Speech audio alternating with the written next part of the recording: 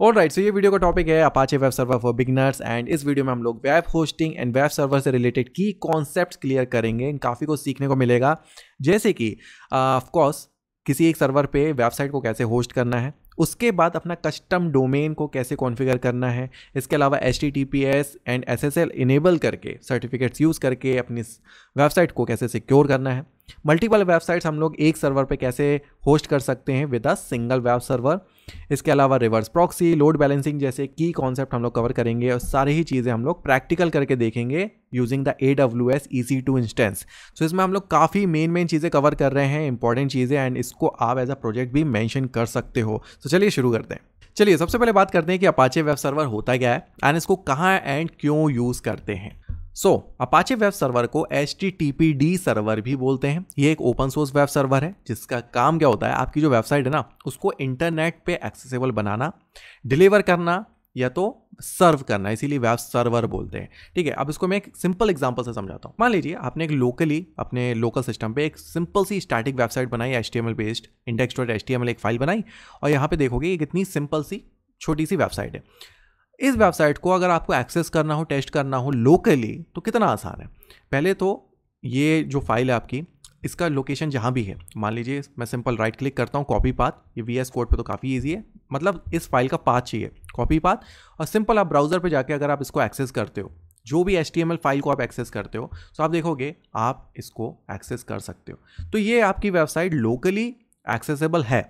इसी वेबसाइट को अगर आपको इंटरनेट पे एक्सेसिबल बनाना है, मत जैसे कि आप google.com एक्सेस करते हो, आप चाहते हो कि भाई आपकी वेबसाइट भी सारे यूजर्स इस तरह से एक्सेस कर सके, तो आप क्या करोगे? उस केस में वेब सर्वर हमारे काम आता है। ओके, चलो इसको थोड़ा सा फ्लो इसका समझ लेते हैं। जैसे कि मान लो अभी ये आपका लोकल सर्वर है या तो कंप्यूटर है और आपकी index.html आपकी वेबसाइट की फाइल्स है, तो कंटेंट यहाँ पे प्लेस्ड है। आप क्या चाहते हो, इसको इंटरनेट से एक्सेसिबल बनाना। सिंपल, आप सबसे पहले स्टेप क्या करोगे, आपको चाहिए एक वेब सर्वर। हम अपने केस में बात कर रहे हैं अपाचे वेब सर्वर की। ओके, तो ये सेटअप हो गया। अभी इसको HTTPD सर्वर भी बोलते हैं। अब इसका लॉजिक क्या है, HTTP ये प्रोटोकॉल को हैंडल कर रहा है और D मतलब डेमन सर्विस, मतलब जो बैकग्राउंड में हमेशा रनिंग होती है। ठीक है, तो ये जो सॉफ्टवेयर है, तो एप्लीकेशन है, वो बैकग्राउंड में एज अ सर्विस हमेशा रनिंग रहती है कंटिन्यूसली। एंड इसका काम क्या होता है, बाहर से जब भी कोई HTTP रिक्वेस्ट आए तो उसको लिसन करें। Okay, like this. मान लीजिए आपकी वेबसाइट का नाम, आपका डोमेन का नाम है example.com, तो जैसे ही कोई यूज़र ब्राउज़र पे example.com करेगा, ये रिक्वेस्ट आपके वेब सर्वर तक पहुंचेगी। अब वेब सर्वर को आपने कॉन्फ़िगरेशन में बता के रखा है कि जब भी भाई कोई रिक्वेस्ट आए तो आपको क्या है, ये जो index.html फाइल है वो, ठीक है, वो आपको डिलीवर कर देनी है। एंड इन दिस वे आपकी जो वेबसाइट है वो ओवर द इंटरनेट, मतलब जो आपके नॉर्मल यूज़र्स हैं वो एक्सेस कर सकते हैं। तो ये सबसे बेसिक यूज़ केस होता है एक वेब सर्वर का, हमारे केस में अपाचे वेब सर्वर का। चलिए बात कर लेते हैं popularities of some web servers in the market, क्योंकि अभी अपाचे वेब सर्वर हम लोग सीख तो रहे हैं, बट करंट मार्केट में क्या ये वर्थ इट है सीखना, कितना उसका मार्केट कैप्चर है, कितना यूज़ है, मार्केट में डिमांड कितनी है।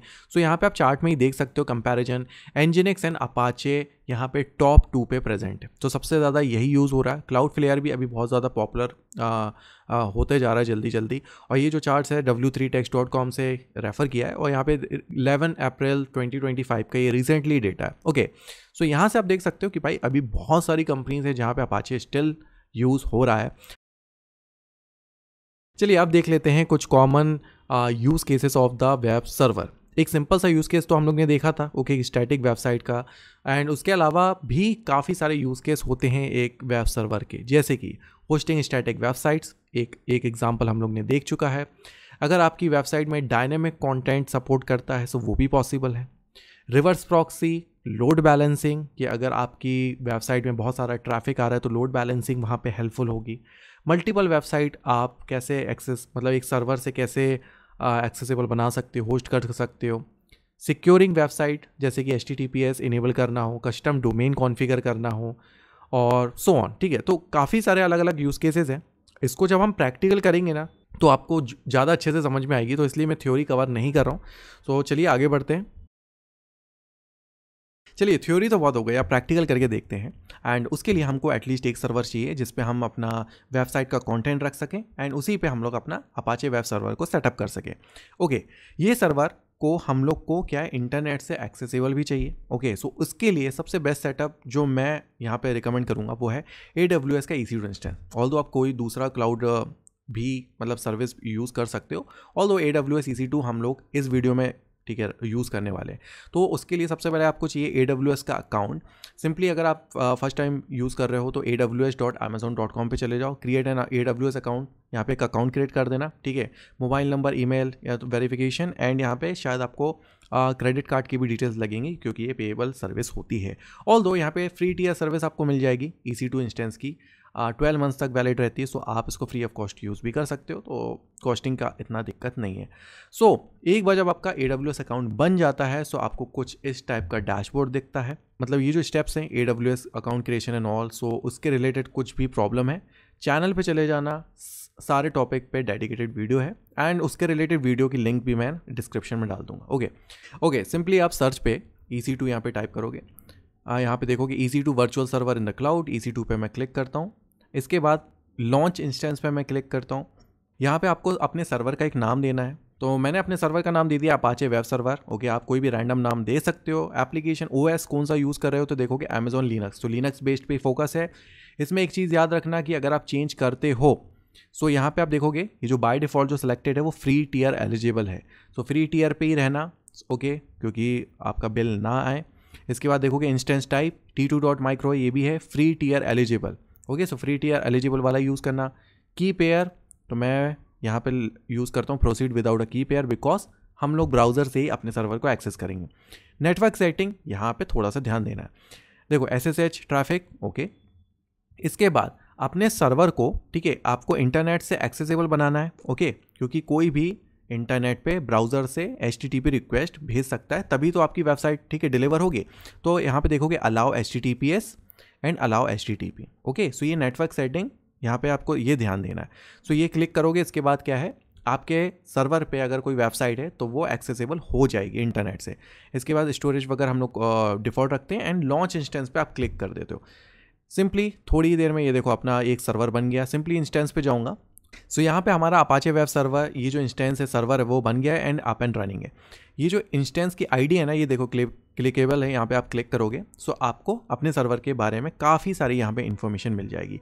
चलिए, ये क्लाउड पे आपका एक सर्वर तो बन गया, लेकिन आप उस सर्वर को एक्सेस कैसे करोगे सो दैट हम अपना अपाचे वेब सर्वर इंस्टॉल कर सकें और इसके लिए सिंपली करना है यहाँ पे कनेक्ट, देखो कनेक्ट का बटन है, EC2 instance connect, and simply आप कनेक्ट पे यहाँ पे क्लिक कर दो।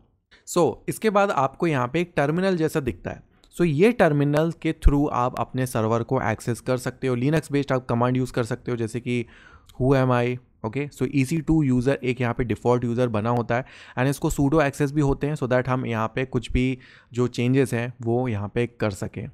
ETC OS रिलीज़, तो यहाँ पे अमेजॉन लिनक्स है, एंड फेडोरा बेस्ड ये हम अभी ऑपरेटिंग सिस्टम यूज़ कर रहे हैं। चलिए, हमारा सर्वर तो रेडी है। इसके बाद इंस्टॉलेशन कैसे करना है वो हम लोग देख लेते हैं। इसकी कमांड्स आपको स्लाइड पे मिल जाएगी, काफ़ी इजी कमांड है, yum install httpd। ये रेड हैट फेडोरा बेस्ड है, देखिए जो अभी हम लोग यूज़ कर रहे हैं, तो हम लोग को उसमें yum install httpd यूज़ करना पड़ेगा। यहाँ पे आप छोटा सा एक डिफरेंस नोटिस करोगे, एप्ट इंस्टॉल अपाचे 2, मतलब अगर आप उबंटू बेस्ड पे यूज़ करते हो तो एप्लीकेशन का नाम चेंज हो जाता है टू अपाचे 2, एंड यहाँ पे फेडोरा बेस्ड करते हो तो HTTPD। ओके, सो इतना ही छोटा सा डिफरेंस है। चलिए इंस्टॉल करते हैं। हम लोग यूज़ करेंगे yum install httpd।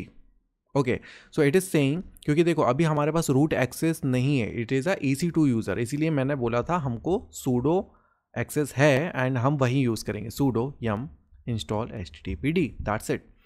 And it is asking for the permission, तो हम लोग y प्रोवाइड कर देते हैं।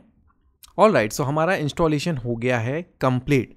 ओके, सो हमारा इंस्टॉलेशन कंप्लीट हो गया है। अगर आपको चेक करना है, सिंपल RPM-QA, एंड यहाँ पे आप grep HTTPD भी ये कमांड एक यूज़ कर सकते हो, ठीक है। यहाँ पे रिजल्ट में दिख रहा है, तो that means it is already installed. And मैं जल्दी से आपको उबंटू पे भी दिखा देता हूँ। अगर आप देखोगे यहाँ पे उबंटू में यूज़ कर रहा हूँ, सो इसमें आपको सिंपल करना है sudo apt install apache 2। Web server install होने के बाद हमको उसको स्टार्ट भी करना पड़ता है एज अ सर्विस। तो उसके लिए कमांड में आपको बता देता हूँ, systemctl स्टार्ट, और उसमें स्टार्ट स्टॉप भी कर सकते हो, रीस्टार्ट भी कर सकते हो, एंड और जो आपकी जो सर्विस का नाम जो कि है HTTPD, चलिए वो ट्राई कर लेते हैं। sudo systemctl, okay. सो यहाँ पे रूट एक्सेस नहीं है इसलिए हमको sudo बार बार यूज़ करना पड़ेगा। systemctl, पहले तो स्टार्ट के जगह मैं स्टेटस दिखा देता हूँ, स्टेटस HTTPD सिंपल। सो आप देख सकते हो this is a inactive, okay. So हम लोग सिंपली क्या करेंगे, यहाँ पे मैं स्टार्ट कर देता हूँ, स्टार्ट systemctl स्टार्ट HTTPD, और मैं जैसे ही, ठीक है, मैंने एंटर किया। फिर से आप स्टार्ट करने के बाद स्टेटस ज़रूर देख लेना। स्टेटस अब मैं देखता हूँ तो you can see it is active and running.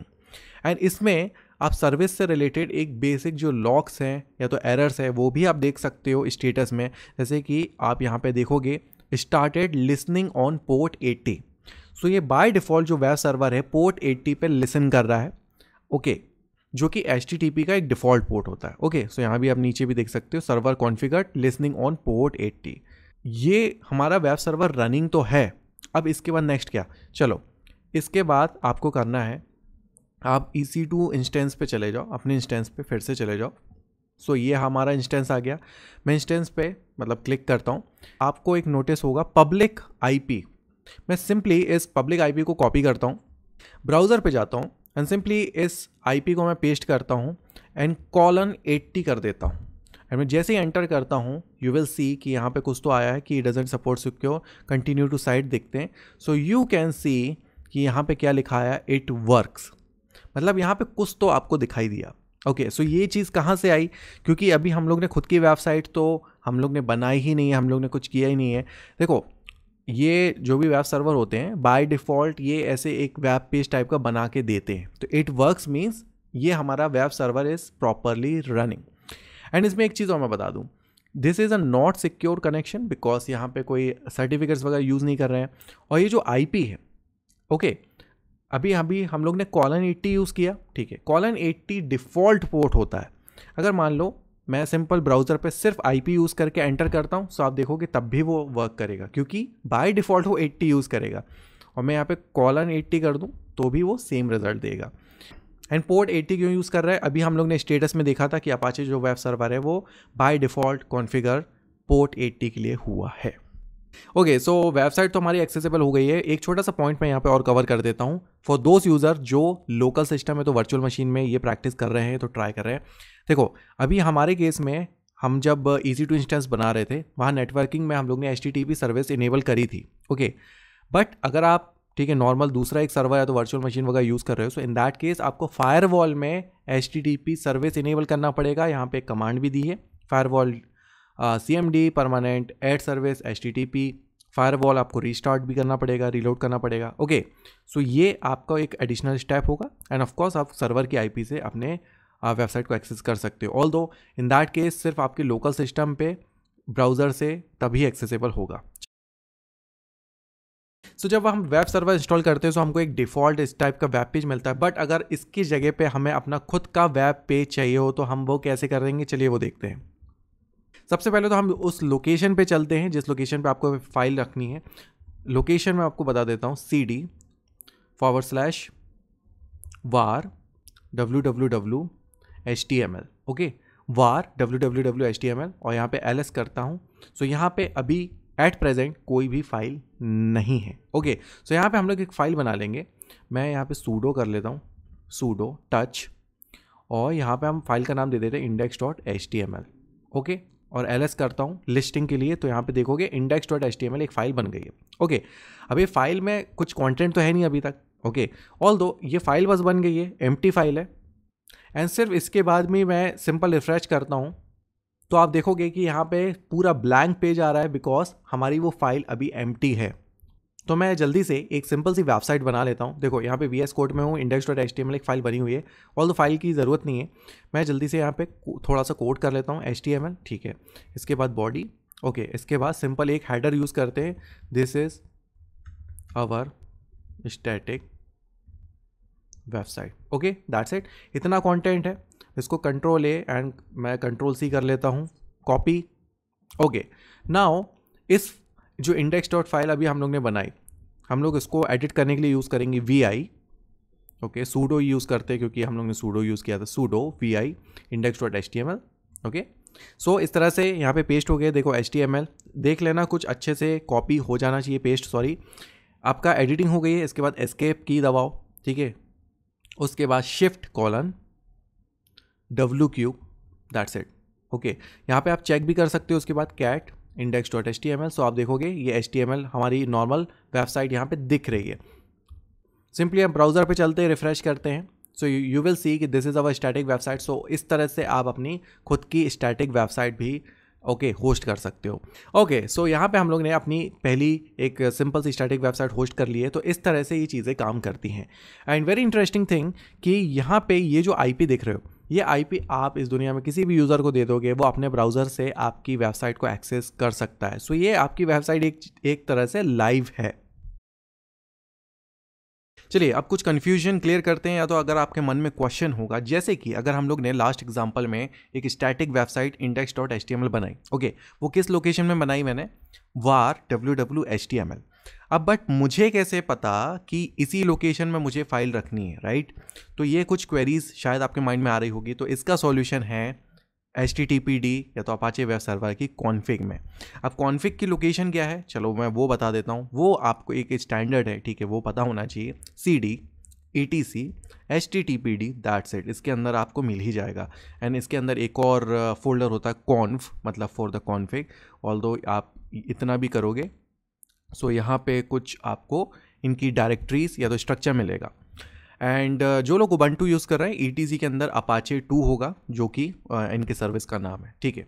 चलिए अभी यहाँ पे इस डायरेक्टरी में काफ़ी सारे ये हैं फोल्डर्स। तो हम लोग कॉन्फ वाले फोल्डर में चलते हैं, कॉन्फ।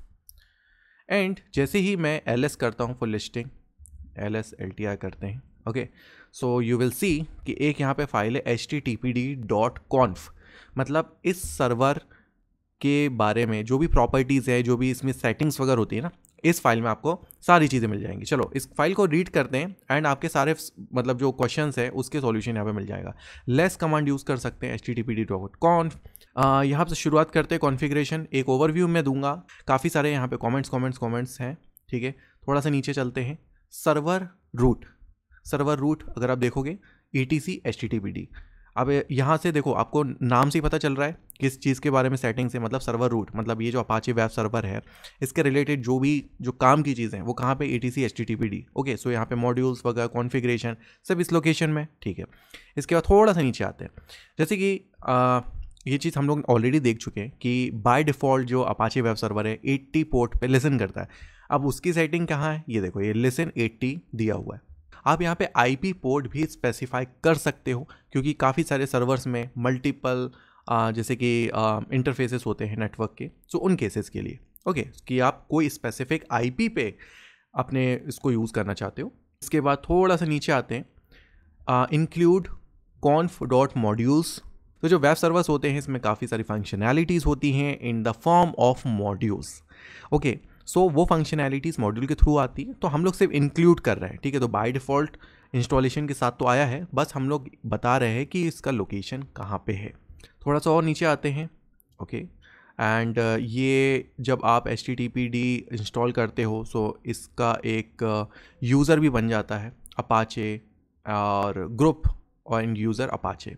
क्योंकि अब एक चीज़ आप देखो, एज अ सर्विस आपने स्टार्ट कर दिया, लेकिन जो वो सर्विस भी काफ़ी सारे एक्शन परफॉर्म करता है ओवर द सर्वर, तो वो इन यूज़र्स को यूज़ करके वो एक्शन परफॉर्म करेगा। सर्वर एडमिन, सो यहाँ पे है your address where problem with the server should be emailed. So ये उस केस में यूज़फुल होगा। लेट्स से आपकी वेबसाइट में कुछ तो प्रॉब्लम आ गई और एरर पेज दिखाई दे रहा है यूज़र को, सो यूज़र आगे क्या करेगा, सो इन दैट केस आप यहाँ पे जो सर्वर का ईमेल एड्रेस है, जो भी एडमिन जो भी इसको हैंडल कर रहा है, तो वो वहाँ पे मेंशन हो जाएगा, सो दैट यूज़र किसी को तो रीच आउट कर सके इन दैट केस कि यहाँ पे कुछ तो प्रॉब्लम है। चलिए इसके बाद आते हैं सर्वर नेम। सो अगर सर्वर नेम मतलब जैसे कस्टम डोमेन वगैरह, यहाँ पे देखोगे रजिस्टर्ड DNS, तो वो अगर आपके पास है, लेट्स से example.com, सो वो चीज़ आप यहाँ पे दे सकते हो, ठीक। और इस तरह से, और कोई स्पेसिफिक पोर्ट है वो भी आप बता सकते हो। जी, अब कुछ डायरेक्टरीज़ हैं। देखो अभी मैंने एक चीज़ क्या बताई थी कि आपका जो वेब सर्वर है, राइट, वो एज अ सर्विस चल रहा है एंड वो काफ़ी सारे एक्शन परफॉर्म कर सकता है ओवर द सर्वर। तो आप एक चीज़ देखोगे कि ये थोड़ा सा एक रिस्की भी पार्ट है। उस लेवल में कुछ चीज़ें काम आती हैं, जैसे कि देखो डायरेक्टरी, ये जो रूट डायरेक्टरी है, okay, so allow overwrite none, require all denied, okay, तो यहाँ पे आप इस तरह से रेस्ट्रिक्ट कर सकते हो यहाँ पे परमिशंस, ओके, सो काफ़ी ज़रूरी है कि भैया ये जो रूट डायरेक्टरी वहाँ पे कोई भी चेंजेस अलाउड नहीं है। अब आते हैं डॉक्यूमेंट रूट, ओके, सो यहाँ पे आपका वो वाला क्वेश्चन भी क्लियर हो गया होगा कि index.html हम लोग ने इस वाले लोकेशन पे क्यों रखी। ओके, सो var www.html, सो इस लोकेशन पे हमारी जो फाइल्स हैं वो यहाँ पे सर्व होंगी। ओके, चलिए और आगे आते हैं। एंड अगेन यहाँ पे डायरेक्टरी है, permission for the different location. अब यहाँ पे var www में क्या क्या चीज़ चाहिए एंड कुछ और भी चीज़ें हैं। ओके, सो जो हमारा डॉक्यूमेंट रूट था जहाँ पे हम लोग ने index.html बनाई थी, वो चीज़ भी हम लोग यहाँ पे देखोगे स्पेसिफाई कर रहे हैं, जैसे कि क्या है डायरेक्टरी इंडेक्स, मतलब index.html, मतलब उस लोकेशन के अंदर, मतलब क्योंकि देखो हम नॉर्मली एक वेबसाइट को एक्सेस करते हो तो फॉरवर्ड स्लैश से ही करते हैं, राइट। सो उस डायरेक्टरी के अंदर मतलब हो सकता है ना यहाँ पे मल्टीपल फाइल्स हो, क्योंकि यार आपकी वेबसाइट में बहुत सारे मल्टीपल पेजेस हो सकते हैं। सो इन दैट केस index.html या तो अगर आपको चेंज करना है तो यहाँ पे आप कर सकते हो। इसके बाद लॉग से रिलेटेड जो आपको कुछ कॉन्फ़िगरेशन करना हो तो वो आप कर सकते हो, जैसे कि देखो एरर लॉग्स है, ओके, सो वो किस लोकेशन में होंगे। अब ये जो आपका जो मेन है सर्वर वाला जो लोकेशन, उसमें logs and error logs, okay, उसके अंदर एरर लॉग्स नाम से बनेंगे, ठीक है। लॉग का लेवल क्या चाहिए, वार्निंग, एरर, इन्फो, ठीक है, सो अलग अलग टाइप के होते हैं। सो यहाँ पे वार्न अपन ने यहाँ पे मतलब बाय डिफ़ॉल्ट यहाँ पे दिया हुआ है।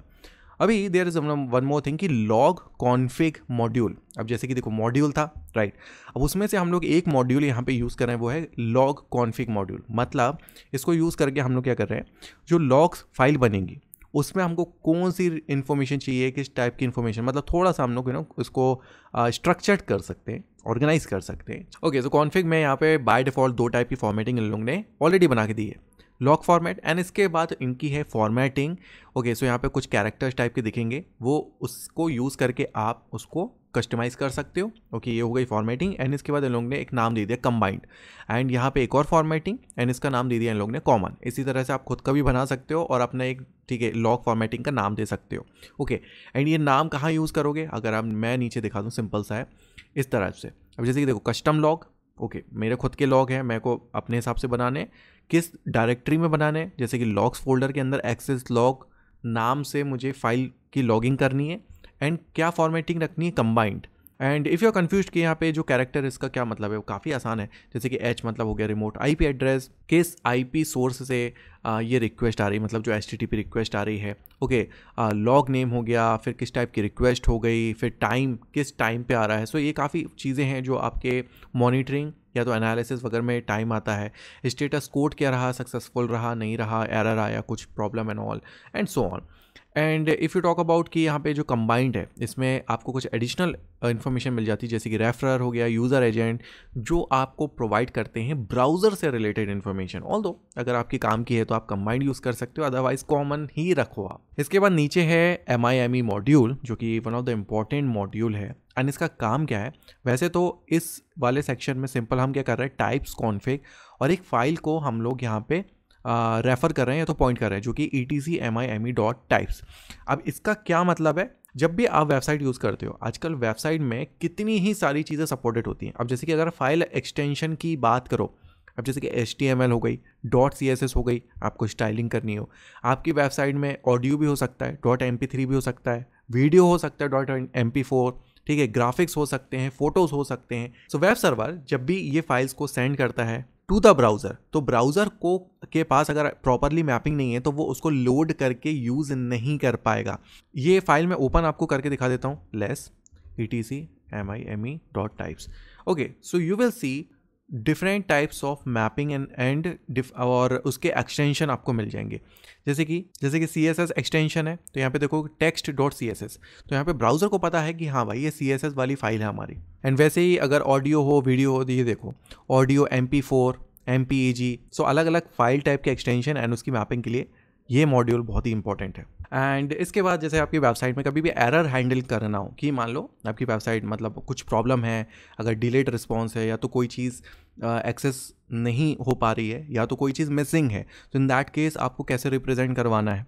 ओके, जैसे कि एरर पेज वगैरह आपके यूज़र को प्रोवाइड करना, तो इसके भी एग्जांपल देखो इस टाइप से देखेंगे। एरर डॉक्यूमेंट कि मतलब जैसे कि 404 है, अब ठीक है, तो कोई चीज़ मिसिंग है तो missing.html। सो अगर आप इस टाइप से कोई एक फाइल बना देते हो, ठीक है, एक अपनी कस्टमाइज मैसेज देना हो यूज़र को, तो आप इस टाइप से यहाँ पे प्लान कर सकते हो। ओके, सो ये तो रहा एक क्विक ओवरव्यू अपने HTTPD कॉन्फ़िगरेशन की। यहाँ से आपको आइडिया मिल गया होगा कि कैसे चीज़ें वर्क कर रही हैं, क्या क्या चीज़ें इन्वॉल्व हैं, क्या ज़रूरी हैं, क्यों ज़रूरी हैं, एंड सो ऑन।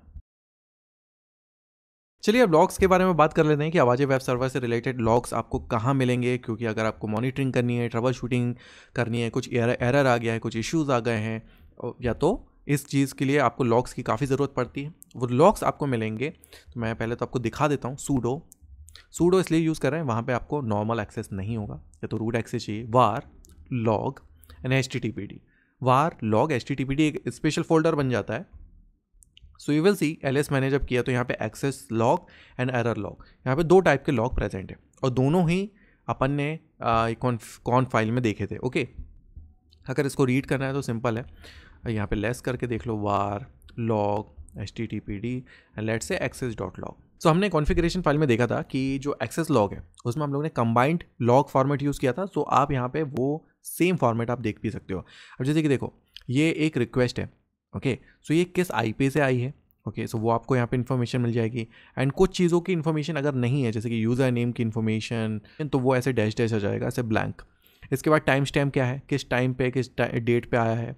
ओके, इसके बाद किस टाइप की रिक्वेस्ट है, जो रिक्वेस्ट थी उसका स्टेटस क्या रहा, उसके बाद कितना बाइट आपने डेटा ट्रांसफ़र एंड ऑल किया है, एंड लास्ट में आपको यहाँ पे दिख जाता है OS एंड ब्राउज़र से रिलेटेड इन्फॉर्मेशन। ये अभी हम इसको एक्सेस कर पा रहे हैं। लेट्स से मैं इसको / कोई स्पेसिफिक फाइल यहाँ पे सर्च करता हूँ, जैसे कि picture.png। ठीक है, सो आई नो कि ये फाइल प्रेजेंट नहीं है, यहाँ पे देखो कि नॉट फाउंड आ गया। ओके, एंड यहाँ पे एक्सेसिबिलिटी से रिलेटेड इशू था, इसलिए अगर आप एक्सेस लॉग में ये चीज़ दिख जाएगी।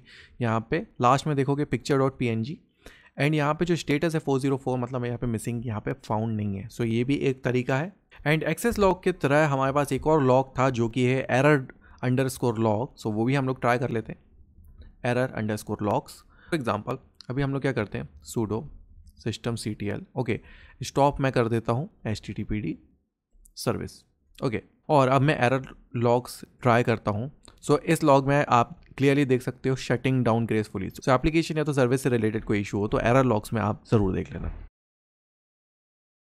चलिए ये सेक्शन में बात करते हैं, जो हमारी कॉन्फ़िगरेशन फाइल है उसमें अगर कुछ चेंजेस करना हो, या तो उस कॉन्फ़िगरेशन फाइल को आपको स्क्रैच से बनाना है, बिल्कुल स्टार्टिंग से बनाना है, तो आप कैसे कर सकते हो। चलिए सबसे पहले तो लोकेशन में चलते हैं, cd etc httpd and conf।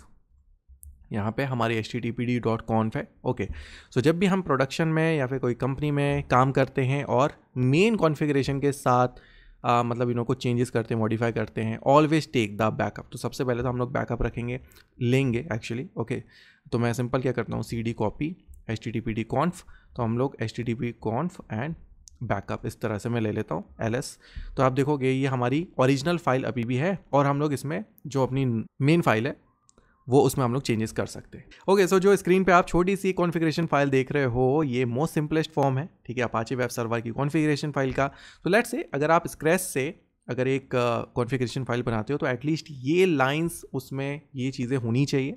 तो मैं सिंपली क्या करता हूँ, यहाँ से मैं कॉपी कर रहा हूँ, एंड अभी हम लोग टर्मिनल पर जाके, तो मैं सिंपल सबसे पहले क्या करता हूँ, sudo remove httpd.conf कर देता हूँ, एंड हम लोग यूज़ करते हैं vi कमांड httpd.conf। तो हम लोग एक न्यू फाइल बना रहे हैं। ओके, इंसर्ट, एंड इंसर्ट के लिए आई प्रेस करेंगे तो इंसर्ट मोड पे, एंड सिंपली यहाँ पे मैं पेस्ट कर देता हूँ एस्केप की shift:\wq, और यहाँ हमारी फाइल बन गई। और मैं आपको रीड करके भी दिखा देता हूँ, sudo cat httpd.conf। जब भी आप कॉन्फ़िगरेशन फाइल में चेंजेस करते हो तो सिंटैक्स को चेक करने के लिए एक कमांड है, मैं वो आपको बता देता हूँ, sudo httpd-t मतलब फॉर द टेस्ट, एंड यहाँ पे आप देखोगे सिंटैक्स ओके। ओके, सो ये एक तरीका है जिससे आप सिंटैक्स चेक कर सकते हो कॉन्फ़िगरेशन का। एंड जब आपको दिखता है कि सब ओके है, सिंपल हम लोग क्या करेंगे, systemctl okay restart httpd status देख लेते हैं हम लोग। So you can see active and running and I think so everything is working fine. So यहाँ पे हम लोग ने मिनिमम या तो अपनी जो कॉन्फ़िगरेशन फाइल है उसमें चेंजेस भी किया एंड उसको और सिंप्लीफाई कर दिया। अभी हम लोग मतलब टेस्ट भी कर सकते हैं, चलो एक्सेस भी करके देख लेते हैं। पब्लिक आईपी में we can access our website also. So मतलब अभी तक तो अप एंड रनिंग है। ओके सो अभी तक जो भी हम लोग प्रैक्टिकल कर रहे थे, एक बहुत ही सिंपल वेबसाइट थी, सिर्फ एक ही लाइन है, बहुत बोरिंग सी है। हम लोग थोड़ा सा क्या है अपनी वेबसाइट को अच्छा सा बनाते, थोड़ा कलरफुल CSS फाइल भी यूज़ करते, styles.css, सो दैट उसकी भी हमारी टेस्टिंग हो जाएगी कि इट इज़ वर्किंग और नॉट। और अभी थोड़ी जब हमारी वेबसाइट अच्छी दिखेगी तो थोड़ा सा ठीक है इंटरेस्ट भी आएगा काम में।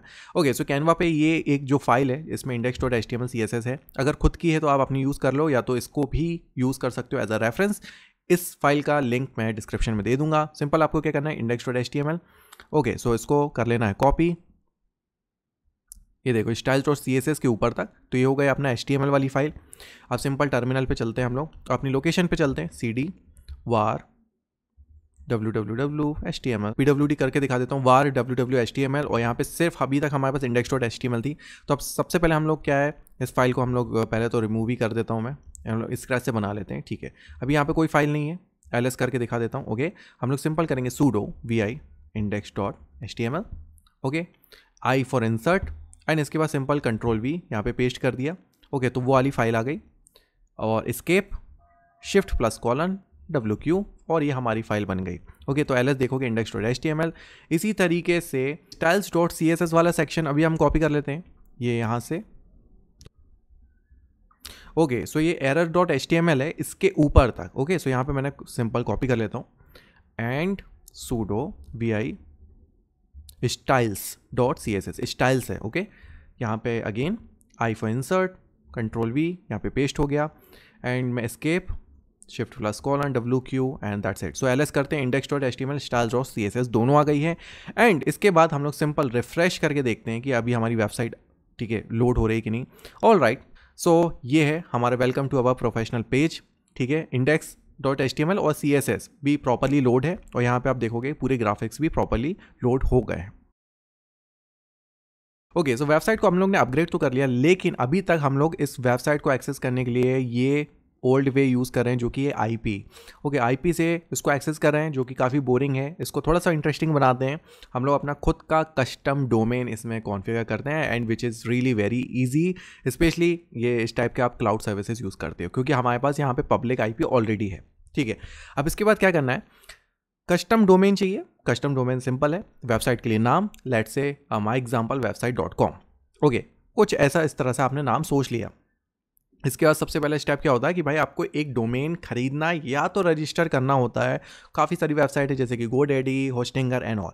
तो लेट्स से कोई भी आप एक पिक कर लो। ठीक है, सबसे पहले लेट्स से आप एक कोई भी वेबसाइट पे चले जाओ जैसे कि होस्टिंगर। ओके यहाँ पे आप कोई भी एक वेबसाइट खरीद सकते हो, डोमेन खरीद सकते हो। अब लेट्स से आपको अपने वेबसाइट का नाम रखना है माई एग्जाम्पल वेबसाइट, ये टेस्टिंग पर्पज़ के लिए यूज़ करो। ओके सो यहाँ पे काफ़ी सारे ऑप्शन है। अब इसमें सबसे सस्ता वाला ऑप्शन अगर आप देखोगे यहाँ पे देखो $0.99। Okay and for the first year and all. So आप थोड़ा सा देख सकते हो, क्योंकि टेस्टिंग के लिए 1 साल के लिए आप ले लो एंड उसके बाद यूज़ कर लो एंड सो ऑन।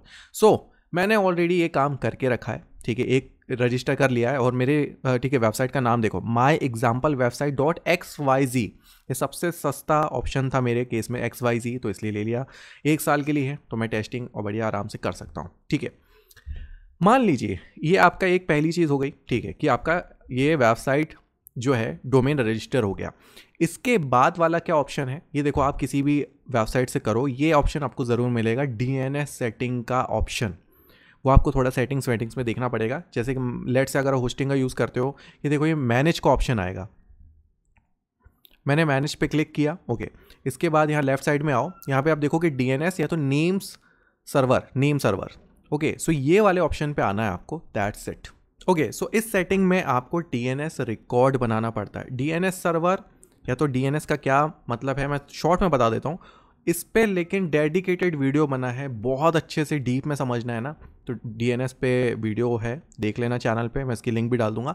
और मैं एक शॉर्ट में बताता हूँ, जैसे आप ब्राउज़र से जब क्लिक करते हो ना google.com, हमारे केस में माई एग्जाम्पल वेबसाइट.xyz, वो पहले DNS सर्वर के पास जाएगा, वो बोलेगा कि google.com भाई यूज़र ने सर्च किया है, इसको किस IP पे राउट करना है, तो वो IP की इन्फॉर्मेशन DNS से मिलेगी, DNS रिकॉर्ड्स के बेसिस पे। ओके, अभी हम लोग ने कुछ चेंजेस नहीं किए हैं, मैंने सिर्फ डोमेन को ख़रीदा है, रजिस्टर किया है।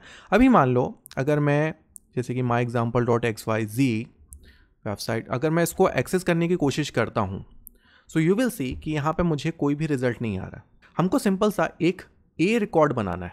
ए रिकॉर्ड सिंपल है कि होस्ट नेम से IP में conversion, that's it. Okay, so ये ऑलरेडी मेरा बना भी हुआ है, तो मैं इसको पहले तो डिलीट कर देता हूँ। सो यहाँ पे ए रिकॉर्ड बनाना है @points2, कि अगर इस वेबसाइट पे कोई लॉग मतलब एक्सेस करता है तो उसको पॉइंट कहाँ पे करना है। तो इट्स वेरी सिंपल, अपने EC2 वाले कंसोल पे ये देखो अपाचे वेब सर्वर है, अपने सर्वर की ये जो अपनी पब्लिक IP है, ठीक है, इसको मैं कॉपी कर देता हूँ और यहाँ पे points2, यहाँ पे मैं IP डाल देता हूँ।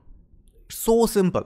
इस दुनिया में कोई भी इस वेबसाइट को एक्सेस करें, माई एग्जाम्पल वेबसाइट.xyz, तो इसको ये वाले सर्वर पे आप ठीक है राउट कर दो। चलो ऐड रिकॉर्ड कर देते हैं और यहाँ पे एक बार आप वेरीफाई भी कर लेना लास्ट में। ये देखो ये रिकॉर्ड है, ये यहाँ पे पॉइंट आउट हो गया, that's it. Okay, so record बनाने के बाद आपको शायद थोड़ा सा वेट करना पड़े, क्योंकि आप समझ सकते हो इंटरनेट इतना बड़ा है, इस दुनिया में हर DNS सर्वर तक पहुंचने में, सिंक होने में एंड काफ़ी टाइम लग सकता है। तो थोड़ा सा ये देखो इसमें लिखा है 15 मिनट्स टू 24 आवर्स तक, तो मतलब ये चीज़ एक्सपेक्टेड है। फिर भी हम लोग एक बार ट्राई करके देखते हैं। सो अभी तक तो एक्सेस नहीं हो पा रही हमारी वेबसाइट, और यहाँ पे ना आप अभी इसका स्टेटस भी देख सकते हो। जैसे कि देखो यहाँ पे मोर डिटेल्स में जाओगे तो यहाँ पे यू विल सी जैसे कि यहाँ पे USA में हो चुका है ये काम, ठीक है, लेकिन अभी लेट से मोस्टली यहाँ पे मैं मुंबई से अगर एक्सेस कर रहा हूँ तो मुंबई में होने का बाकी है। सो रिफ्रेश भी आप करोगे तो थोड़ा सा टाइम लेता है। ऑल राइट, सो कुछ पल के इंतज़ार के बाद फाइनली हमारी वेबसाइट लोड हो गई है and you can see my example वेबसाइट.xyz से हम अपनी वेबसाइट को एक्सेस कर पा रहे हैं। ठीक है, मैं एक टैब और ओपन करके मैं आपको दिखा देता हूँ। न्यू टैब है http myexamplewebsite.xyz, ओके, एंड इसको एक्सेस करते हैं एंड यू कैन सी कि हमारी वेबसाइट का कस्टम डोमेन भी कॉन्फ़िगर हो चुका है एंड यू कैन सी कि ये चीज़ें कितनी ही आसान है, ठीक है, how it function and all right. So चलिए आगे बढ़ते हैं, एक और इंटरेस्टिंग पार्ट कवर करते हैं इसी सीरीज़ में, जो कि HTTPS इनेबल करते हैं अपनी वेबसाइट के लिए, क्योंकि अभी हम लोग ने अपनी वेबसाइट के लिए कस्टम डोमेन तो ऐड कर लिया myexamplewebsite.xyz, बट अगर आप देखोगे it is saying it is not secure. और मैं आपको ट्राई भी करके दिखा देता हूँ। अगर मैं HTTPS ट्राई करता हूँ और myexamplewebsite.xyz, सो इसमें आपको रिजल्ट नहीं मिलेगा। So it is still saying that connection to this site is not secure. So HTTPS enable करने के लिए हमको क्या करना पड़ेगा, हमको सर्टिफिकेट्स यूज़ करने पड़ेंगे, राइट, हम लोग को इंक्रिप्शन यूज़ करना पड़ेगा। बेसिकली उसके पीछे का पर्पस तो यही है कि अपने वेबसाइट को सिक्योर करना है, राइट। तो HTTP सेटअप करते हैं और आगे बढ़ते हैं, देख लेते हैं HTTP क्या है। Is a secure version of HTTP that encrypts data between your browser and a website, making it safe from hackers. क्योंकि देखो ब्राउज़र और आपके वेब सर्वर के बीच में जो ट्रांजेक्शन्स होते हैं उसमें कुछ इंपॉर्टेंट डेटा हो सकता है। जैसे कि मान लो अभी तो आपकी नॉर्मल वेबसाइट है, अब मान लो एक बैंकिंग वेबसाइट है जहाँ पे क्रेडिट कार्ड की डिटेल्स जा रही हैं, उसके पासवर्ड जा रहे हैं, उसकी पिन जा रही हैं, राइट। सो ये सारी जो इन्फॉर्मेशन जो इंपॉर्टेंट है, अगर आप उसको इनक्रिप्ट नहीं करोगे, इसको सिक्योर नहीं करोगे, सो वहाँ पे हैकर्स इसका फ़ायदा उठा सकते हैं। Okay, it uses SSL TLS to protect sensitive information like password and credit card details, जैसे कि यहाँ पे दिया हुआ है। ओके, सो बेसिकली हम लोग अपनी वेबसाइट को सिक्योर एंड इनक्रिप्ट कर रहे हैं। सबसे पहले तो स्टेप्स है कि हमें सर्टिफिकेट चाहिए। सो वेब सर्वर है हमारे पास, सब कुछ है, तो उसमें हम लोग को 2 सर्टिफिकेट जो होते हैं हमारे, एक पब्लिक और एक प्राइवेट सर्टिफिकेट, राइट। तो पहले तो हमको वो यूज़ करने पड़ेंगे। और SSL सर्टिफिकेट कैसे काम करते हैं इस पर एक डेडिकेटेड वीडियो है, ठीक है, उसकी चैनल पे डिस्क्रिप्शन में मैं लिंक दे दूंगा, प्लीज़ उसको देख लेना, अच्छे से समझ में आ जाएगा। ओके, ज़रूर देख लेना उसको, बहुत अच्छा वीडियो है। ओके, क्योंकि आप इसको रिलेट कर पाओगे कि कैसे काम कर रहा है। सो एक बार जब पब्लिक एंड प्राइवेट सर्टिफिकेट आ जाते हैं, उसके बाद हम लोग HTTPS से अपनी वेबसाइट को एक्सेस करने का ट्राई करेंगे। पहला स्टेप है सर्टिफिकेट अथॉरिटी से हमको चाहिए एक सर्टिफिकेट। सो हम लोग यूज़ करेंगे लेट्स इनक्रिप्ट। ओके, सो आप इसके बारे में पढ़ भी सकते हो। अब जैसे कि देखो HTTPS ये वर्क नहीं किया, ये नॉट सिक्योर ही अभी।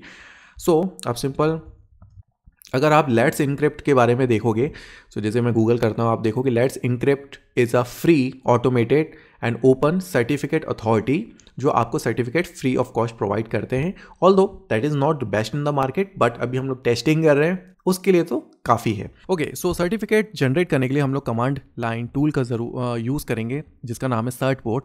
एंड डिफरेंट आप यहाँ पे देख सकते हो फॉर द ऑपरेटिंग सिस्टम मैंने यहाँ पे कमांड्स दी हैं, जैसे कि Mac, Windows, Linux.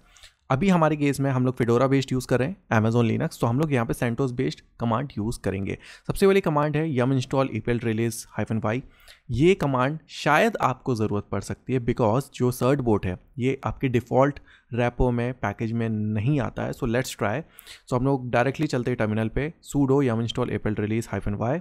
So you can see कि यहाँ पे unable to find a match कि यहाँ पे एप्पल रिलीज़ नहीं है, तो अमेजोन लिनक्स में हमें ज़रूरत नहीं है। मे बी रेड हैट हो गया सेंटोस, उसमें शायद ज़रूरत पड़ सकती है। ओके, इसके बाद हम लोग डायरेक्टली आ जाते हैं, उस एप्पल रिलीज़ की ज़रूरत नहीं है, तो yum install Certbot Python 3 Certbot Apache. Okay, so we are specifying कि अपाचे वेब सर्वर के लिए हमको यूज चाहिए, -y कर देते हैं सो दैट परमिशन हम लोग ऑलरेडी दे दें।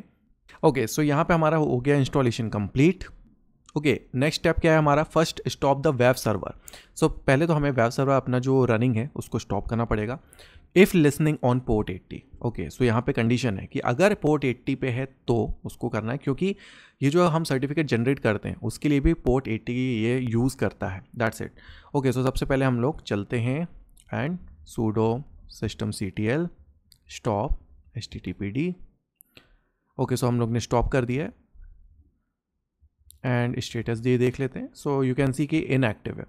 अब यहाँ पे टू जनरेट सर्टिफिकेट्स, यहाँ पे देखोगे sudo Certbot cert only stand alone, और यहाँ पे आपका डोमेन का नाम यहाँ पे आपको प्रोवाइड करना है जो आपने रजिस्टर किया है वो वाला।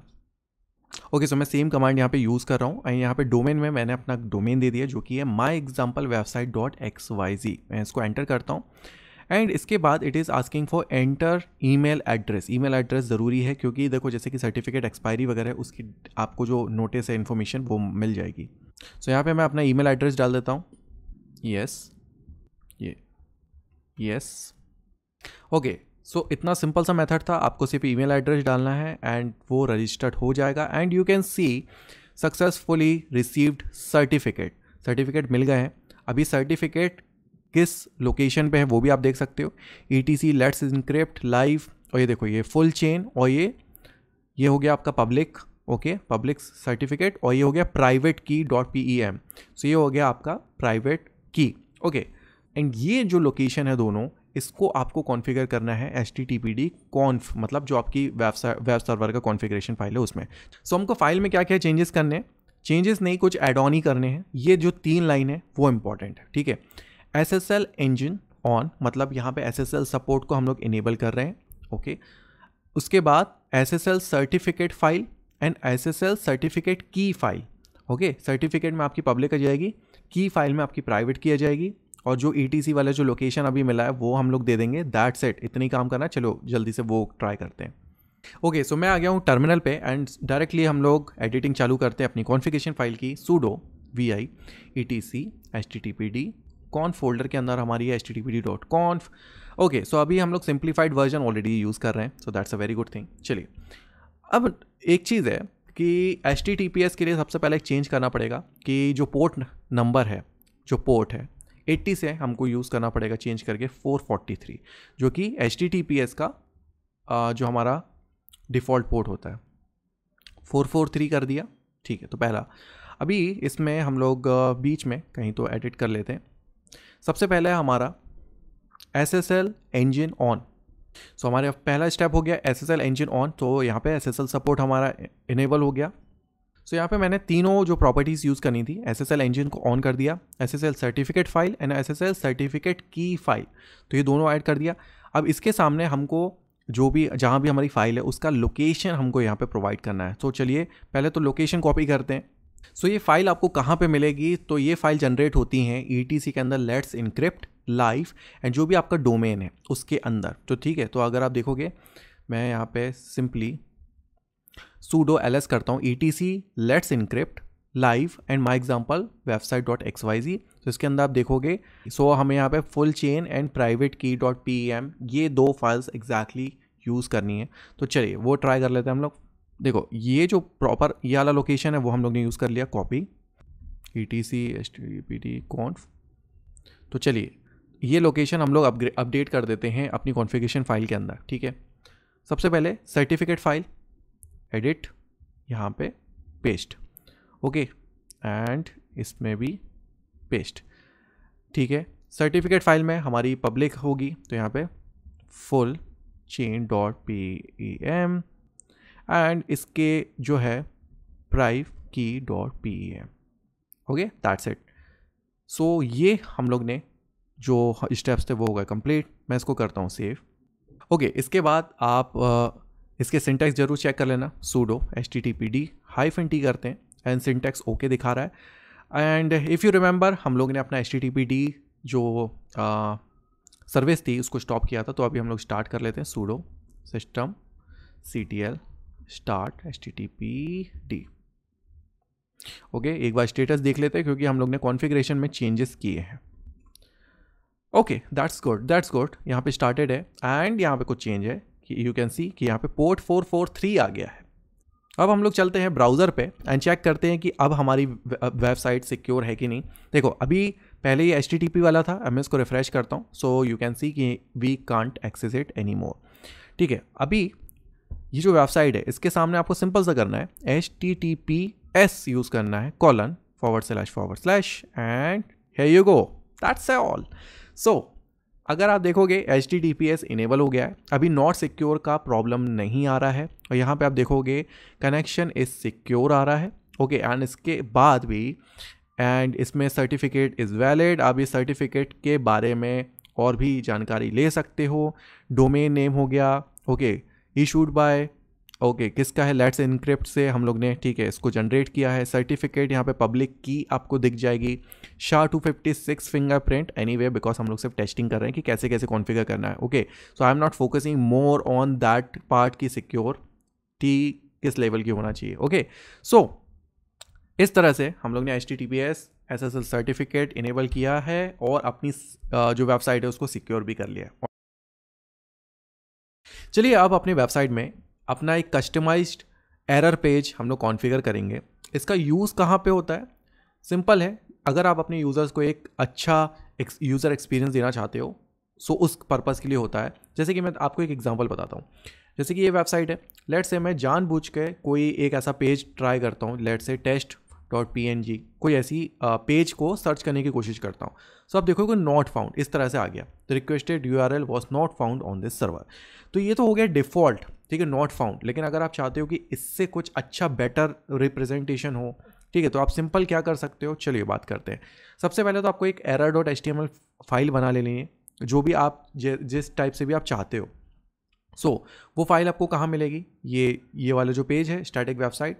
ओके तो बिल्कुल लास्ट में CSS के बाद यहाँ पे एक error.html फाइल भी है। ठीक है, तो मैं इसको कॉपी कर लेता हूँ एंड तक। ठीक है, ये मैंने कॉपी कर लिया एंड हम चलते हैं टर्मिनल पे, अपनी लोकेशन पे cd var www html। Okay यहाँ पे index and styles.css है, यहाँ पे हम लोग simple sudo vi and error.html एक फ़ाइल बना लेते हैं।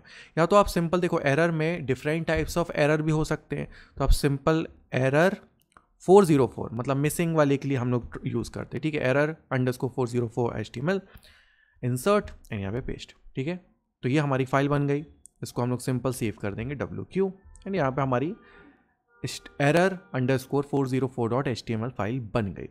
अब इसको हम लोग कॉन्फ़िगर कैसे करेंगे वो हमें कॉन्फ़िगरेशन फाइल में करना पड़ेगा, sudo vi etc httpd conf and httpd.conf।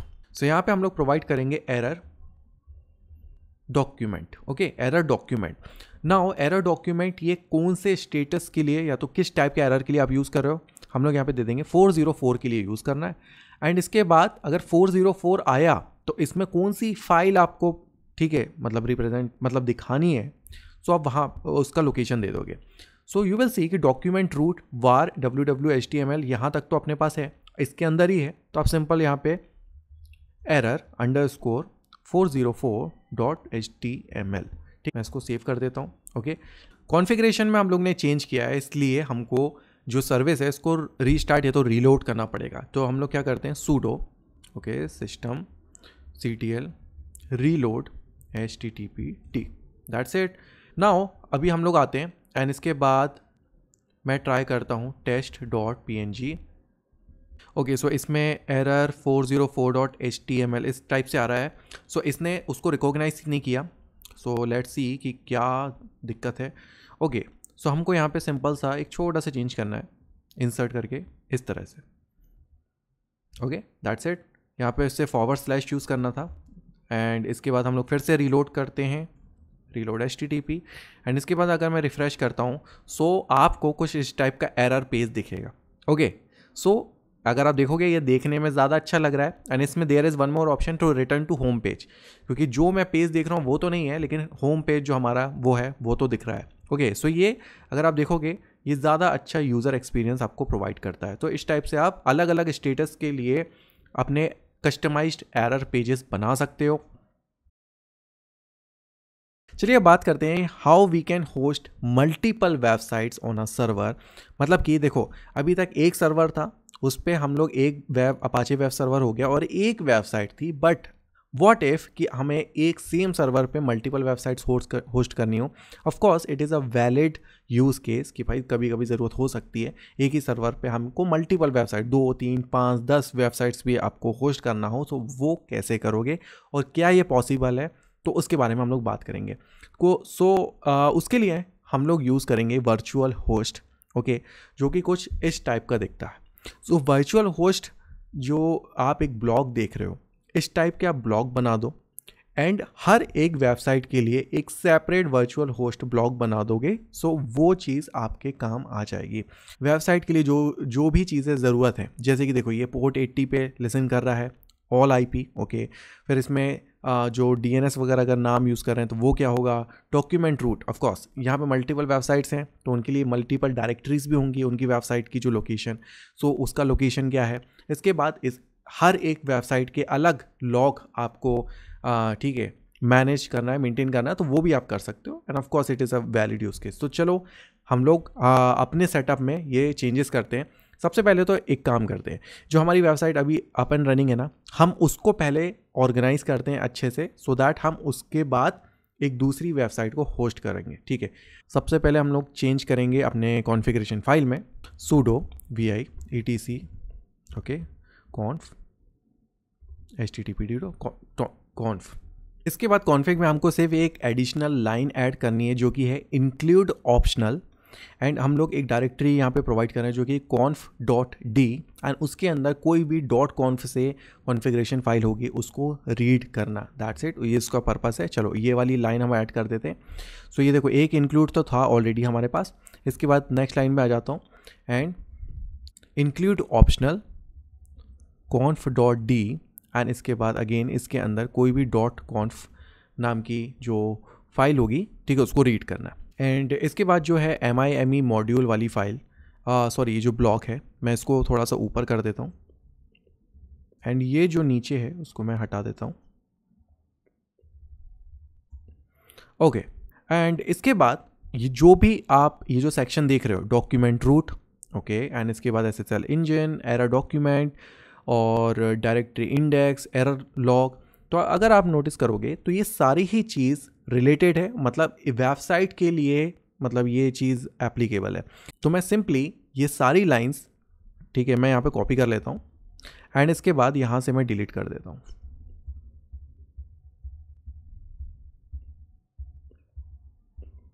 That's it. Okay, now if you will notice कि हम लोग क्या किया, इंक्लूड ऑप्शनल किया conf.d। ओके, तो पहले तो इतनी छोटी सी जो हमारी फाइल है उसको मैं सेव कर लेता हूँ WQ, दैट्स इट। ओके, इसके बाद हमारा जो सेकेंड स्टेप है वो क्या होगा, CD etc httpd। Okay, and यहाँ पे आप देखोगे एक conf.d, एक और दूसरी डायरेक्टरी है, तो हम पहले उसमें चलते हैं, conf.d। ओके, conf.d में मैं सिंपल ls ltr करता हूँ। सो यहाँ पे आपको ऑलरेडी कुछ फाइल्स दिखाई देंगी। अब जैसे कि welcome.conf, तो जब भी आप httpd इंस्टॉल करते हो, एक्सेस करते हो, ठीक है, बाय डिफ़ॉल्ट अगर कोई फाइल यहाँ पे कॉन्फ़िगर्ड नहीं है तो ये फाइल वहाँ पे आपको दिख जाएगी। ओके, इसके बाद है user directory conf and ssl.conf। आपको पता है कि हम लोग ssl की ही कॉन्फ़िगरेशन यूज़ कर रहे हैं, तो ये वाली जो फाइल है या तो आप इसको डिलीट कर दो या तो मैं सिंपली इसको रीनेम कर दूंगा, sudo मूव कर देते हैं डायरेक्ट ssl.conf को हम लोग यहाँ पे बैकअप इस तरह से कुछ तो ले लेते हैं, ls ltr हो जाएगा, ठीक है। ओके, इसके बाद यहाँ पे हम अपनी एक फ़ाइल बनाएंगे जो कि है sudo touch। और देखो फाइल का या तो कॉन्फ़िगरेशन का जो नाम है, नेमिंग कन्वेंशन आप ऐसे यूज़ कर सकते हो जैसे कि डोमेन जो नेम है वो यूज़ कर लो, जैसे कि हमारे केस में my example website.xyz.conf। ओके, सो इसमें क्या होगा, जब आपकी मल्टीपल वेबसाइट्स होंगी, जैसे कि 5-6 वेबसाइट्स होंगी, तो आपको यहाँ ये फाइल का नाम देख के ही पता चल जाएगा कि आपकी कौन सी कॉन्फ़िगरेशन आपको यूज़ करनी है, राइट, मेक सेंस। अब इसमें एडिट भी करना है हमको। ओके, सो अपनी कॉन्फ़िगरेशन फाइल को एडिट कर लेते हैं, sudo vi myexamplewebsite.xyz, सिंपल मैं एंटर इंसर्ट करता हूँ एंड सबसे यहाँ पे हमें चाहिए वर्चुअल होस्ट का ब्लॉक, तो मैं सिंपली यहाँ पे यूज़ कर लेता हूँ virtual host. Okay, and star मतलब सारी IPs के लिए कॉलन एंड 443। ओके, एंड ये वाले ब्लॉक के अंदर ओके, इसमें थोड़ी सी फॉर्मेटिंग वगैरह आप कर सकते हो।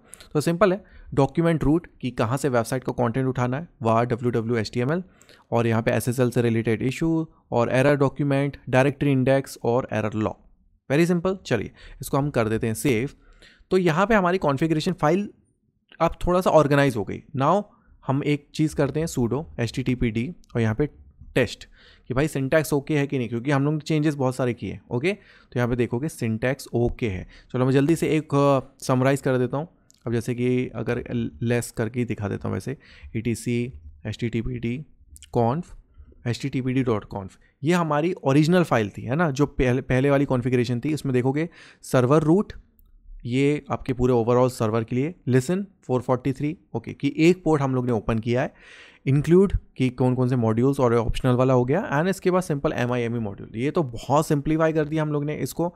एंड इसके बाद जो अभी हम लोग ने यूज़ किया है माई एग्जाम्पल वेबसाइट, ये भी बहुत सिंपल है। वर्चुअल होस्ट एक ब्लॉक यूज़ किया है, सारी IP 443 जो आपका पोर्ट है, एंड दैट्स इट, एंड बाकी चीज़ें आपको पता है। चलिए इसके बाद हम लोग सिंपल करेंगे sudo system ctl restart httpd, that's it. Okay, and इसके बाद हो गया है। वैसे सिंटैक्स ओके है, तो आई डोंट थिंक सो कुछ स्टेट इशू होगा। स्टेटस देख लेते हैं तो आप देखोगे एक्टिव एंड रनिंग। एक बार हम लोग चेक भी कर लेते हैं रिफ्रेश करके, तो ठीक है, तो वेबसाइट अभी भी प्रॉपर चल रही है। एरर पेज देख लेते हैं, test okay, it is working fine, everything is good. इसमें एक छोटा सा चेंज और करते हैं, क्योंकि इसको और अच्छे से थोड़ा सा ऑर्गेनाइज करने के लिए हम लोग चलते हैं cd var www ओके, और दैट्स इट, और यहाँ पे ls ltr कर लेता हूँ ऑल ओके। सो अभी जो हमारे वेबसाइट का कंटेंट है वो किस डायरेक्टरी में, आपको भी पता है, HTML वाली डायरेक्टरी में, राइट। यहाँ पे एक नया फोल्डर बना लेते हैं, sudo make directory, and again naming convention आप वही रख सकते हो, my example website.xyz, ठीक है। अब यहाँ पे देखोगे तो यहाँ पे काफ़ी ज़्यादा ऑर्गेनाइज हो गया, और हम लोग सिंपली एक काम करते हैं, मूव HTML के अंदर जो भी कंटेंट है वो माई एग्जाम्पल वेबसाइट के अंदर भेज दो। ओके, सो यहाँ पे परमिशन डिनाइड है, तो हम सिंपली यहाँ पे sudo यूज़ कर लेंगे। sudo, मैं सिंपल बोल रहा हूँ, मूव मतलब HTML के अंदर जो भी कंटेंट है वो माई एग्जाम्पल वेबसाइट के अंदर चले जाए, ठीक है। ls ltr हो गया, cd माई एग्जाम्पल वेबसाइट करते हैं, ls करते हैं, सो वो वाली फाइल्स हम अभी हमारे इस डायरेक्टरी में आ गई, ठीक है। तो हमारा ये कंटेंट तो ऑर्गेनाइज हो गया, और हमें एक छोटा सा चेंज और कहाँ पे करना पड़ेगा, vi etc httpd conf.d okay, हमारी वेबसाइट की कॉन्फ़िगरेशन है। इसमें क्या था, my example website.xyz.conf, sudo use करना है, sudo vi okay, and simple हम लोग करेंगे डॉक्यूमेंट रूट एंड HTML की जगह हम लोग यूज़ करेंगे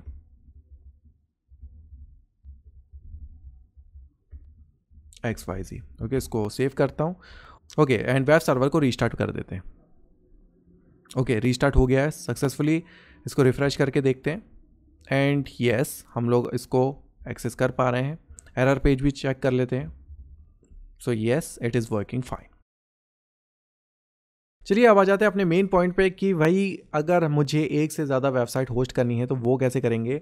तो आई थिंक सो अब आपको आइडिया आ गया होगा कि कैसे करना है, क्योंकि वर्चुअल होस्ट को यूज़ करके हम लोग ने अपनी वेबसाइट को काफ़ी ज़्यादा ऑर्गेनाइज कर दिया। चलिए अब थोड़ा सा विजुलाइज करते हैं एंड जल्दी से मैं आपको दिखाता हूँ कि एक दूसरी वेबसाइट, क्योंकि देखो एक वेबसाइट ऑलरेडी रनिंग है। ओके, मान लीजिए एक और मेरी वेबसाइट है, वेबसाइट 2, जिसका नाम लेट से हम लोग यूज़ करते हैं वेबसाइट 2 या तो माय वेबसाइट 2, इस तरह से नाम। तो सबसे पहले हमको क्या चाहिए भाई, इस वेबसाइट का कंटेंट, क्योंकि वेबसाइट बनी होगी तो ही तो होस्ट करेंगे। सबसे पहला चाहिए हमें कंटेंट। तो हम लोग सबसे पहले चलते हैं cd var www। ओके, यहाँ पे देखो my example website dot XYZ का फोल्डर है। इसके बाद हम लोग सिंपल करेंगे sudo मेक डायरेक्टरी। हम लोग जो दूसरी वेबसाइट है उसके लिए एक डायरेक्टरी बना लेते हैं, let's say my website 2। Okay, and my website 2 में हम लोग को एक index.html फाइल बना लेते हैं। तो let's say sudo vi index.html। Okay, so ये सिंपल सी हम लोग वेबसाइट यूज़ करते हैं HTML बॉडी, और this is our second website. इसको मैं कॉपी कर लेता हूँ, पेस्ट एंड सेव। तो सबसे पहले हमारा स्टेप क्या हुआ, सबसे पहले तो आपकी वेबसाइट बनी होनी चाहिए। तो हमने वेबसाइट बना ली और वो हम लोग ने एक डायरेक्टरी में, एक सेपरेट डायरेक्टरी में उसको रख दिया। ओके, अब हम लोग चलते हैं अपनी मेन डायरेक्टरी में, cd etc httpd and conf। हम लोग conf वाली, जो पुरानी वाली कॉन्फ़िगरेशन थी, हम लोग उसमें चलते पहले। तो sudo vi httpd.conf। Okay, let's say देखो एक वेबसाइट आपकी ऑलरेडी 443 पोर्ट पे चल रही है। सो लेट्स से कि अगर मेरी जो दूसरी वेबसाइट है मैं उसको पोर्ट 80 पे मैं उसको एक्सेस करना चाहता हूँ। सो उसके लिए हमको इसमें एक और लिसन वाला पार्ट ऐड करना पड़ेगा। तो मैं करता हूँ लिसन और यहाँ पे बोल देता हूँ 80। मैंने बोल दिया कि ये जो वेब सर्वर है वो पोर्ट 80 को ओपन करेगा। तो सबसे पहले ये काम किया कि किस पोर्ट पे आपको अपनी वेबसाइट को ओपन करना है, वो पोर्ट आप यहाँ पे ओपन कर दोगे। ठीक है, मैंने इसको सेव किया, पहला पार्ट ये हो गया। अभी हम लोग चलते हैं अपने conf.d पे। ठीक है, cd conf.d, pwd दिखा देता हूँ कौन से लोकेशन में, etc httpd conf.d। अभी हमारी दूसरी वेबसाइट का नाम क्या है, माई वेबसाइट 2। ओके, सो एक हम लोग कॉन्फ़िगरेशन फाइल बना लेते हैं उसी नाम की, sudo vi okay my website 2.conf। Okay, make sense. चलिए इसमें इंसर्ट करते हैं, अगेन वर्चुअल होस्ट आपको ऐड करना है। सो मैं अभी स्लाइड से ही कॉपी कर ले रहा हूँ, उसी में चेंजेस कर लूँगा क्योंकि ये थोड़ा सा फास्ट हो जाएगा। अब मैं इसको पेस्ट कर देता हूँ। ठीक है, पोर्ट 80 पे हमको करना था। चलिए सर्वर नेम, अभी सर्वर नेम तो हमारे पास है नहीं, ऑल दो लेट्स से कि अगर हमारा सर्वर नेम है माई वेबसाइट, तो मैं सिंपली इसको यहाँ पे यूज़ कर लेता हूँ, my website 2 my website 2.com। And इसका डॉक्यूमेंट रूट कहाँ पे है, सो इसको भी हम लोग चेंज कर देते हैं। www के अंदर हमारा है माई वेबसाइट 2, माई वेबसाइट 2 बस ही हम लोग ने किया था एंड दैट्स इट। चलिए ठीक है, एंड इसमें हम लोग एक चीज़ है कि जो लॉग्स है वो भी हम लोग कॉन्फ़िगर कर सकते हैं। हर एक वेबसाइट के एक सेपरेट लॉग बनेंगे, तो ये आपके लिए काफ़ी अच्छे से ऑर्गेनाइज भी कर देगा। क्योंकि देखो आपको मान लो किसी एक स्पेसिफिक वेबसाइट के रिलेटेड इशू है तो आप उसी के लॉग्स देखोगे रादर देन कि आप एक पूरा कंबाइंड लॉग देखो, राइट। बहुत सिंपल था कि एक वर्चुअल होस्ट अलग से बनाया और एक आपने ये डॉक्यूमेंट रूट का डायरेक्टरी, मतलब जो आपकी दूसरी जो वेबसाइट है उसकी डायरेक्टरी आपने दे दी। मैं इसको सिंपल सेव करता हूँ। ओके, यहाँ पे sudo httpd-t कर लेते हैं, टेस्टिंग सिंटैक्स ओके है, sudo systemctl, यहाँ पे रीलोड भी कर देंगे तो चलेगा, httpd, दैट्स इट। ओके, चलिए अब इसको टेस्टिंग कैसे करें, जो हम लोग ने स्टार्टिंग में किया था, इस सिर्फ पब्लिक IP से हम लोग इसको एक्सेस कर सकते हैं। ठीक है, मैं इसको कॉपी करता हूँ। सो जो हमारी पुरानी वेबसाइट है मैं रिफ़्रेश करता हूँ, वो अभी भी चल रही है और मैं एक नया टैब ओपन करके सिर्फ अपनी जो सर्वर है उसकी आईपी एक्सेस करता हूँ, सो यू कैन सी कि this is our second website, so it is still accessible. Although एक वेरी इंटरेस्टिंग चीज़ आपको बताऊँगा कि आप इसमें भी अपना वो जो हमारा पुराना वाला कस्टम डोमेन था वो यूज़ कर सकते हो, my example website dot XYZ। लेकिन इसमें ना सिंपल HTTPS के जगह HTTP यूज़ करोगे तो आप देखोगे this is our second website, right. देखोगे तो it is still working, yes, because अगर आपको याद होगा DNS सर्वर पे हम लोग ने इस डोमेन नेम के अगेंस्ट में इस सर्वर की IP को, ठीक है, पॉइंट किया था। तो IP तो ठीक है, लेकिन अगर आप HTTP यूज़ करते हो तो पोर्ट 80, HTTPS करते हो तो 443, तो दोनों ही साइट को आप इस तरह से एक्सेस कर पा रहे हो। ऑल्दो पॉइंट ये है कि एक ही सर्वर पे एक ही वेब सर्वर्स को यूज़ करके आप मल्टीपल वेबसाइट इस तरह से होस्ट कर सकते हो। ओके, सो एक बेसिक यूज़ केस तो हम लोग ने देख लिया वर्चुअल होस्ट का। इसके बारे में और सीखना चाहते हो, जानना चाहते हो तो इनके ऑफिशियल वेबसाइट देख लेना, बहुत अच्छे से एग्जांपल्स से दिया है वर्चुअल होस्ट एग्जांपल। अब जैसे कि देखो एक यूज़ केस दिया है, running several name based websites on a single IP address. मान लीजिए यहाँ पे दो आपके पास वेबसाइट है, दो कस्टम डोमेन है।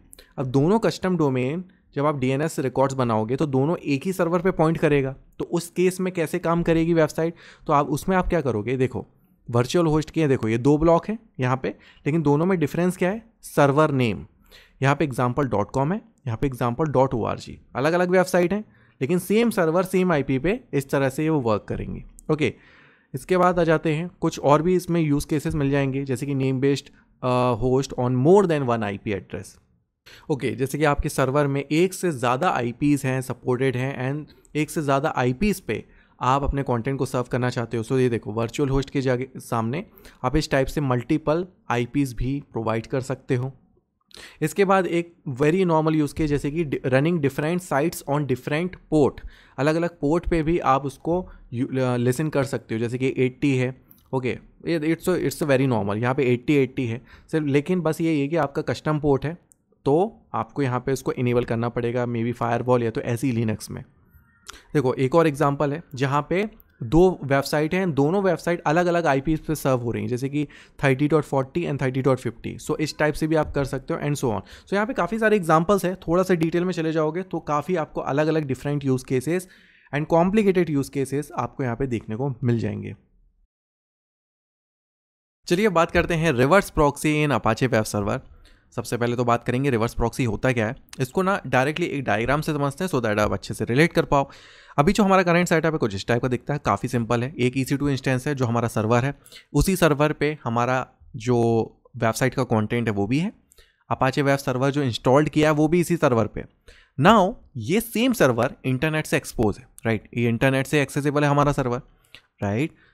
नाउ जब आप रिवर्स प्रॉक्सी की बात करते हैं तो आपका सेटअप कुछ इस टाइप का दिखता है।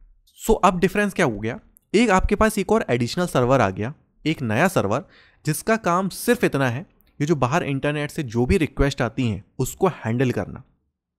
ओके, एंड वो सिंपल क्या करेगा, रिवर्स प्रॉक्सी जब भी कोई नई रिक्वेस्ट आती है इंटरनेट से वो एक ओरिजिनल सर्वर पे पास कर देगा।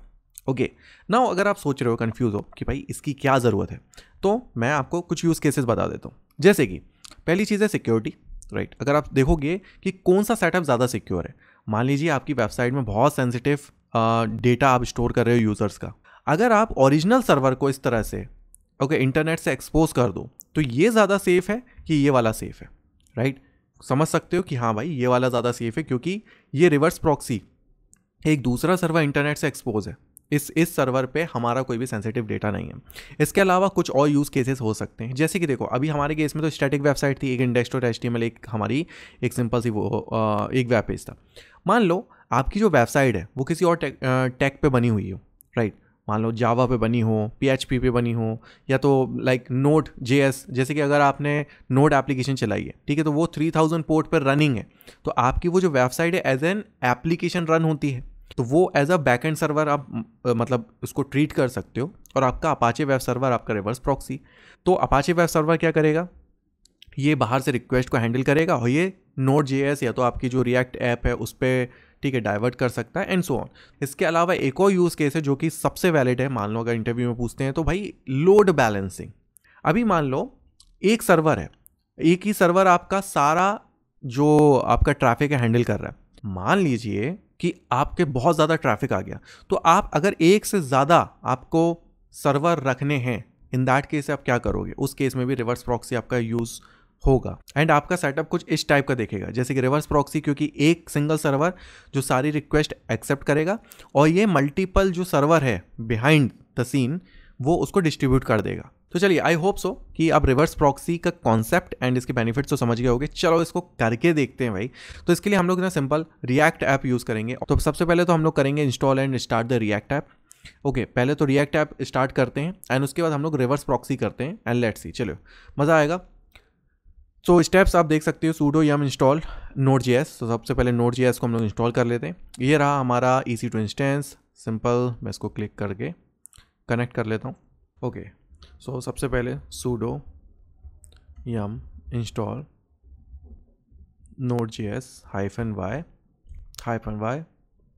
ओके, सो Node.js हमारा हो गया कंप्लीट। आप सिंपल चेक भी कर सकते हो, Node-v वर्जन आप चेक कर सकते हो, और npm भी इसमें हमको ज़रूरत पड़ती है। सो आप npm-v करोगे तो यहाँ पे देखो इसका भी वर्जन मिलेगा। ये दो चीज़ें हो गई। इसके बाद आप सिंपल करोगे npx क्रिएट रिएक्ट ऐप और आपने ऐप का कोई नाम दे देना। चलिए इसको भी ट्राई कर लेते हैं। तो हम लोग sudo यूज़ करेंगे npx से एक्चुअली क्रिएट रिएक्ट ऐप, और यहाँ पे आप अपने हिसाब से कोई भी नाम दे सकते हो, जैसे कि मैं बोलता हूँ my app. Okay to proceed, मैं यस कर देता हूँ। ओके, सो यहाँ पे हमारा ऐप बन गया है। थोड़ा सा कुछ मिनट्स लगते हैं, उसके बाद ऐप बन जाता है। ओके, इसके बाद सिंपल आप ls करोगे ना, तो यहाँ पे जिस भी लोकेशन पे आपने कमांड रन करी है वहाँ पे आप देखोगे माई ऐप, मतलब इस टाइप का एक फोल्डर बन जाएगा। तो हम cd माई ऐप चलते हैं। ओके, एंड इसके बाद हमको सिंपल करना है sudo npm start। सो आपका जो एप्लीकेशन है ना वो रनिंग हो जाएगा। ओके, सो यहाँ पे हमारा ऐप तो अप एंड रनिंग है, और ये भी बोल रहा है कि आपके एप्लीकेशन को एक्सेस करने के लिए आपको इसको फॉलो करना पड़ेगा, लोकल होस्ट 3000, या तो ये आईपी भी इसने प्रोवाइड कर दी। ठीक है, ओके, सो अज्यूम करो कि जो ओरिजिनल सर्वर है, मतलब जैसे कि देख रहे हो लोकल होस्ट 8080, तो लेट्स से कि लोकल होस्ट 3000 पे आपका ये जो एक सर्वर है या तो एक एप्लीकेशन है आपकी चल रही है। अब उसको एक्सेस करना है from the internet. What you can do, जो रिवर्स प्रॉक्सी का सेटअप अपन को करना है, और उसमें हम लोग क्या करेंगे, जब भी रिक्वेस्ट बाहर से आएगी उसको पास ऑन कर देना है अपन को ओरिजिनल सर्वर पे। सो उसके लिए क्या चेंजेस करने पड़ेंगे हमको फाइल में? बहुत सिंपल सी 3 line, proxy preserve host on. Okay, इसके बाद proxy pass. So what you have to do कि यहाँ पे HTTP और किस आपको IP पोर्ट पे आपको इसको फॉरवर्ड करना है, तो पास करना है। That's it, proxy pass and proxy pass reverse. ये वैसे तो ऑप्शनल है, बट इसको रखो तो अच्छी बात है। तो काफ़ी आसान है, सिंपल सी 3 लाइन है। चलो अब इसको हम लोग कॉन्फ़िग में ऐड करते हैं एंड लेट्स सी कि इट इज़ वर्किंग और नॉट। सो अभी के लिए मैं ये जो एप्लीकेशन है उसको बंद कर देता हूँ Ctrl+C करके। ओके, और हम लोग अपनी कॉन्फ़िगरेशन फाइल को ओपन करते हैं। sudo vi etc httpd conf.d, और इसके अंदर जो हमारी माई वेबसाइट 2, मतलब जो दूसरी बार यूज़ करी थी हम लोग ने, वो वाली कॉन्फ़िग में हम लोग चेंजेस करते हैं। ऑल्दो आप किसी में भी कर सकते हो, ठीक है। ओके, सो ये हमारी वेबसाइट ऑलरेडी बनी हुई थी एंड इसमें हमको कुछ लाइंस ऐड करनी है। चलो हम लोग कर लेते हैं। ओके, सो लाइक दिस, ठीक है, proxy preserve host on proxy pass. Now what we are saying कि अगर जो हमारा रिवर्स प्रॉक्सी है या तो अपाचे वेब सर्वर है, पोर्ट 80 पे कोई रिक्वेस्ट आती है तो उसका क्या करना है?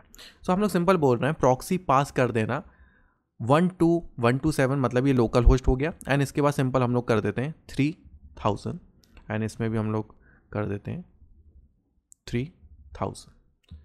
ओके, सो मेक सेंस, बहुत सिंपल था। पोर्ट 80 पे कोई रिक्वेस्ट आया तो भाई इसको ये लोकल होस्ट 3000 पे आप सेंड कर दो। ठीक है, चलो इसको हम सेव कर लेते हैं। sudo systemctl रीलोड httpd कर देते हैं। ओके, तो सबसे पहले तो हम लोग एक्सेस करके देख लेते हैं। पब्लिक IP में इसकी कॉपी करता हूँ, ब्राउज़र पे जाके हम लोग इसको एक्सेस करते हैं। सो you can C service unavailable. Okay, and इसके बाद हम लोग चलते हैं npm स्टार्ट। तो हम लोग रिएक्ट ऐप को स्टार्ट करते हैं। Let's see how it works. Okay, so you can see कि लोकल होस्ट 3000 पे हमारा जो बैकएंड वाले सर्वर है या तो रिएक्ट ऐप स्टार्ट है। एंड लेट्स सी कि इसको अब रिफ्रेश करते हैं, वी कैन सी और नॉट। यस, हम लोग सिर्फ आईपी को एक्सेस कर रहे हैं, मतलब ये पोर्ट 80, ठीक है, डिफ़ॉल्ट वाला है। सो आप देखोगे हम लोग रिएक्ट ऐप को एक्सेस कर पा रहे हैं। ओके, सो ये तो रहा एक एग्जांपल ऑफ रिवर्स प्रॉक्सी। यहाँ पे सिंपल आप देख सकते हो पोर्ट 80 पे हम लोग एक्सेस कर रहे हैं, तो वो बिहाइंड द सीन क्या कर रहा है, रिवर्स प्रॉक्सी उसको पास कर दे रहा है रिएक्ट ऐप में, तो मतलब अपने बैकएंड सर्वर में। एंड जो हम लोग सिक्योरिटी की बात कर रहे थे, मैं आपको इसका लाइव एग्जांपल भी दे देता हूँ। जैसे कि जब आप इसको एक्सेस मतलब रन करते हो, तो यहाँ पे आप देख रहे हो लोकल होस्ट 3000 पे रनिंग है, और अगर मैं इस आईपी में मतलब लाइट से लोकल होस्ट क्योंकि सर्वर की आईपी हो गई, एंड मैं इसको कॉलन 3000 भी करता हूँ, सो आप देखोगे, नोटिस करोगे कि आप इसको एक्सेस नहीं कर पाओगे। चलो मैं इसको एक नए टैब में भी ओपन करता हूँ। सो 3000 will not work. That means जो ओरिजिनल सर्वर है या तो ओरिजिनल ऐप है, आप उसको डायरेक्टली एक्सेस या तो टच नहीं कर सकते हो। आपको उसको यूज़ करना है तो आपको रिवर्स प्रॉक्सी के थ्रू ही जाना पड़ेगा। 80 करूँगा तो ही वर्क करेगा। ये देखो, ये अभी भी लोडिंग है एंड इट्स नॉट वर्किंग। चलो अगर मैं यहाँ पे 80 कर देता हूँ, सो यू विल सी कि it is up and running. Although ये तो रहा कि सेम सर्वर पे हम लोग एक बैकएंड सर्वर या तो एप्लीकेशन रन कर रहे हैं, लेकिन अगर आपको और भी ज़्यादा प्रैक्टिस करनी है तो you can do one more thing. एक और EC2 इंस्टेंस बना लो, वहाँ पे अपनी स्टैटिक सिंपल सी वेबसाइट रखो, एक और अपाचे वेब सर्वर या तो Nginx वेब सर्वर भी यूज़ कर सकते हो, ठीक है, to access it. And proxy pass में आप दूसरे सर्वर की आईपी एंड यूज़ कर सकते हो। This is like the original case, it's all up to you. Otherwise देखो, कॉन्सेप्चुअल अगर आपको सीखना है तो इट इज़ जस्ट फाइन। चलिए अब बात करते हैं लोड बैलेंसिंग इन अपाचे वेब सर्वर। जैसे कि नाम ही सजेस्ट कर रहा है, लोड बैलेंसिंग मतलब अगर आपकी वेबसाइट पे बहुत ज़्यादा लोड आ जाता है, लोड कैसे आएगा, बहुत ज़्यादा यूज़र एक्टिव हो जाए, बहुत ज़्यादा नेटवर्क ट्रैफिक आ जाए, तब लोड बहुत होगा और उसको बैलेंस आउट कर सके। एंड वो कैसे होता है, by distributing the network traffic across multiple servers. So इस सेटअप में ऑफकोर्स आपको मल्टीपल सर्वर्स चाहिए, सो दैट जो भी मल्टीपल जो रिक्वेस्ट आएगी उसको डिस्ट्रीब्यूट कर सकें। सो फॉर एग्जांपल अभी आपका देखो प्रेजेंट सेटअप ऐसा है, एक सिंगल सर्वर पे आपकी वेबसाइट है। अगर मान लो बहुत सारे यहाँ पे यूज़र्स आ जाते हैं, सो यहाँ पे ऑफकोर्स प्रॉब्लम्स आ सकती हैं, जैसे कि यूज़र एक्सपीरियंस ख़राब हो सकता है, लेटेंसी, डिले इन रिस्पॉन्स, या तो आपकी वेबसाइट क्रैश होना, राइट। सो उस केस को हैंडल कैसे कर सकते हैं हम लोग, इस तरह से मल्टीपल सर्वर अगर हम लोग ने बैकएंड में कर दिया, राइट, अब ये काम रिवर्स प्रॉक्सी संभालेगा।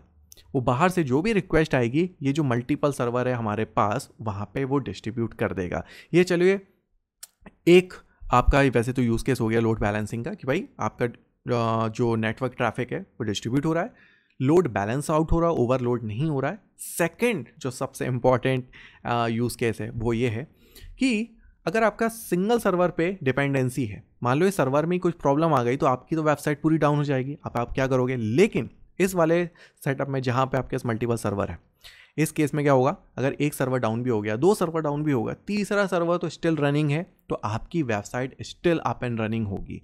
Okay, so zero down time आप बोल सकते हो। चलिए ये दो यूज़ केस हो गए लोड बैलेंसिंग के, वो कैसे करेंगे इन अपाचे वेब सर्वर, चलिए उसके बारे में बात करते हैं। सबसे पहले तो आपके पास बैकएंड में या तो ओरिजिनल में दो एटलीस्ट दो सर्वर होने चाहिए, ठीक है।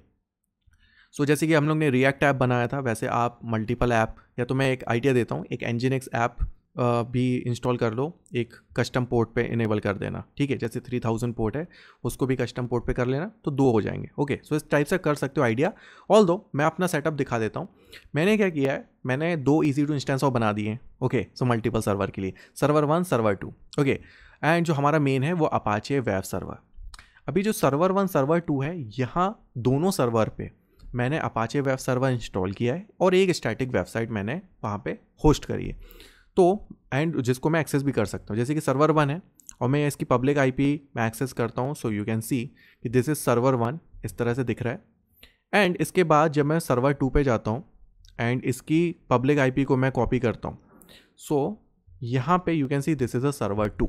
ओके, नाम मैंने अलग अलग रखे हैं, सर्वर 1 सर्वर 2, बिकॉज जब हमारा नेटवर्क ट्रैफिक डिस्ट्रीब्यूट हो तो हमको पता चल सके, आइडेंटिफाई कर सकें कि हमारी लोड बैलेंसिंग प्रॉपरली वर्क कर रही है।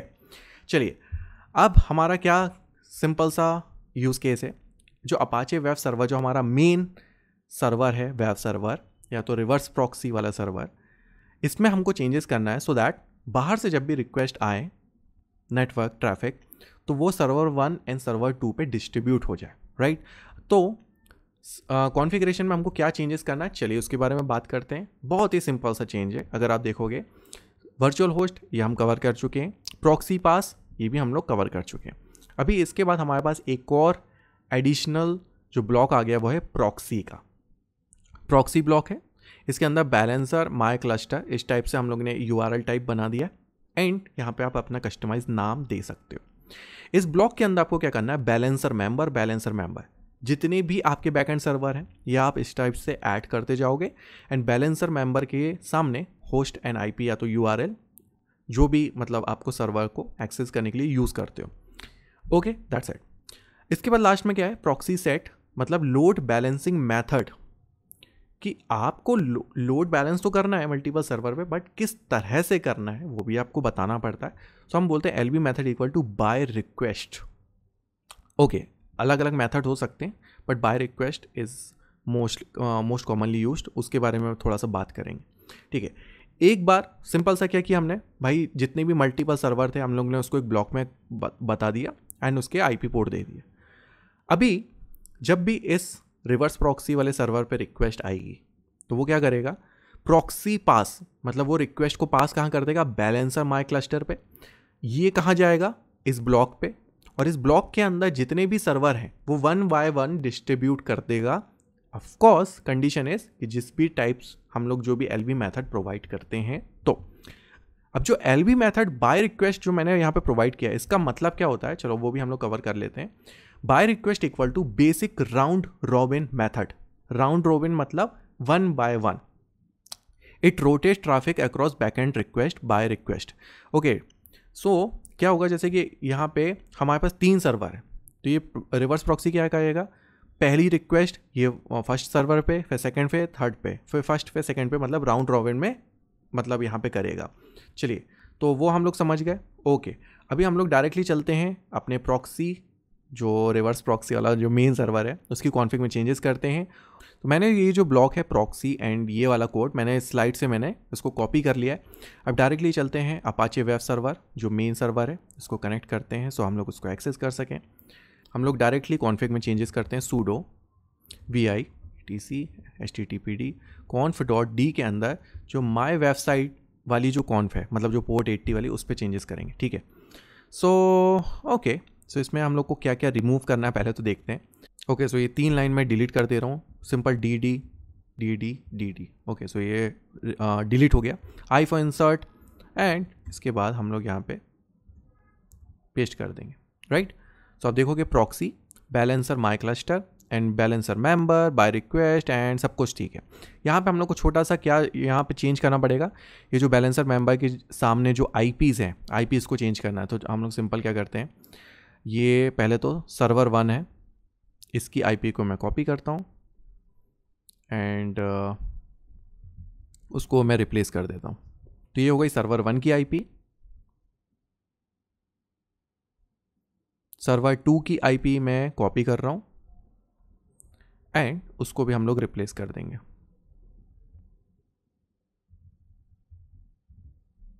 सो हम लोग ने सर्वर 1 सर्वर 2 की दोनों की आईपी मैंने यहाँ पे प्रोवाइड कर दी। ठीक है, इसको मैं सेव करता हूँ एंड कॉन्फ़िग में हम लोग ने चेंज किया है तो sudo systemctl reload httpd।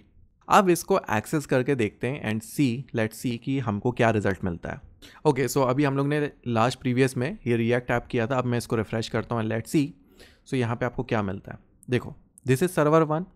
ठीक है, फिर मैं फिर से एक्सेस करता हूँ सर्वर 2 1 2 1 2 1 2 1 2। ओके, तो जिस टाइप से भी नेटवर्क का जो रिक्वेस्ट आएगा, ओके, सो 1 बाय 1 वो उसको मतलब डिस्ट्रीब्यूट करते जाएगा। ओके, सो यहाँ पे हम लोग क्लियरली देख सकते हैं कि नेटवर्क जो हमारा है वो डिस्ट्रीब्यूट हो रहा है 1 2 1 2 पे। ओके, सो यहाँ पे जो हमारा एक और यूज़ केस था वो ये था कि मान लीजिए अभी जैसे कि सर्वर 2 है। ओके, अभी मैं इसको टर्मिनेट कर देता हूँ, टर्मिनेट। ओके, सो हमारा सर्वर 2 तो टर्मिनेट हो रहा है। सो हमारा सर्वर 2 तो डाउन हो गया, आप देख भी सकते हो यहाँ पे शटिंग डाउन। एंड अगर मैं रिफ्रेश करूँ, ये देखो अब जितने बार भी रिफ्रेश कर रहा हूँ तो सर्वर 1 पे जा रहा है। तो दैट मीन्स कि अगर हमारा एक सर्वर क्रैश हो जाता है तब भी हमारा दूसरा जो रिमेनिंग सर्वर है वो यहाँ पे चीज़ें हैंडल कर लेगा। So this is the real benefit of using the load balancing. तो चलिए मैं यहाँ पे सर्वर 1 भी यहाँ पे मैं टर्मिनेट कर देता हूँ, क्योंकि बिलिंग ज़्यादा ना आए इसलिए टर्मिनेट। ओके, सो इस केस में हम लोग ने एलबी मेथड जो है बाय रिक्वेस्ट यूज़ किया था, वो राउंड रॉबिन है, वो हम लोग ने देख भी लिया प्रैक्टिकल। एंड इसके अलावा भी अलग अलग मेथड होते हैं, जैसे कि बाय रिक्वेस्ट की जगह by traffic, by busyness and heart beat and so on. So अलग अलग पर्पज़ के लिए आप अलग अलग मेथड यूज़ कर सकते हो। All right, so I am sure कि इस पॉइंट तक आप काफ़ी कॉन्फिडेंट फील कर रहे होगे regarding using the Apache web server. But इसके बाद भी अगर आप थोड़ा सा इन डेप्थ और सीखना चाहते हो, कुछ और इंटरेस्टेड है टॉपिक में, सो कुछ टॉपिक मैं आपको सजेस्ट कर देता हूँ जिसमें आप एक्सप्लोर कर सकते हो, जैसे कि .htaccess .ht पासवर्ड। अब जैसे कि मान लो, देखो कभी कभी होता है कि आप कोई वेबसाइट बनाते हो, राइट।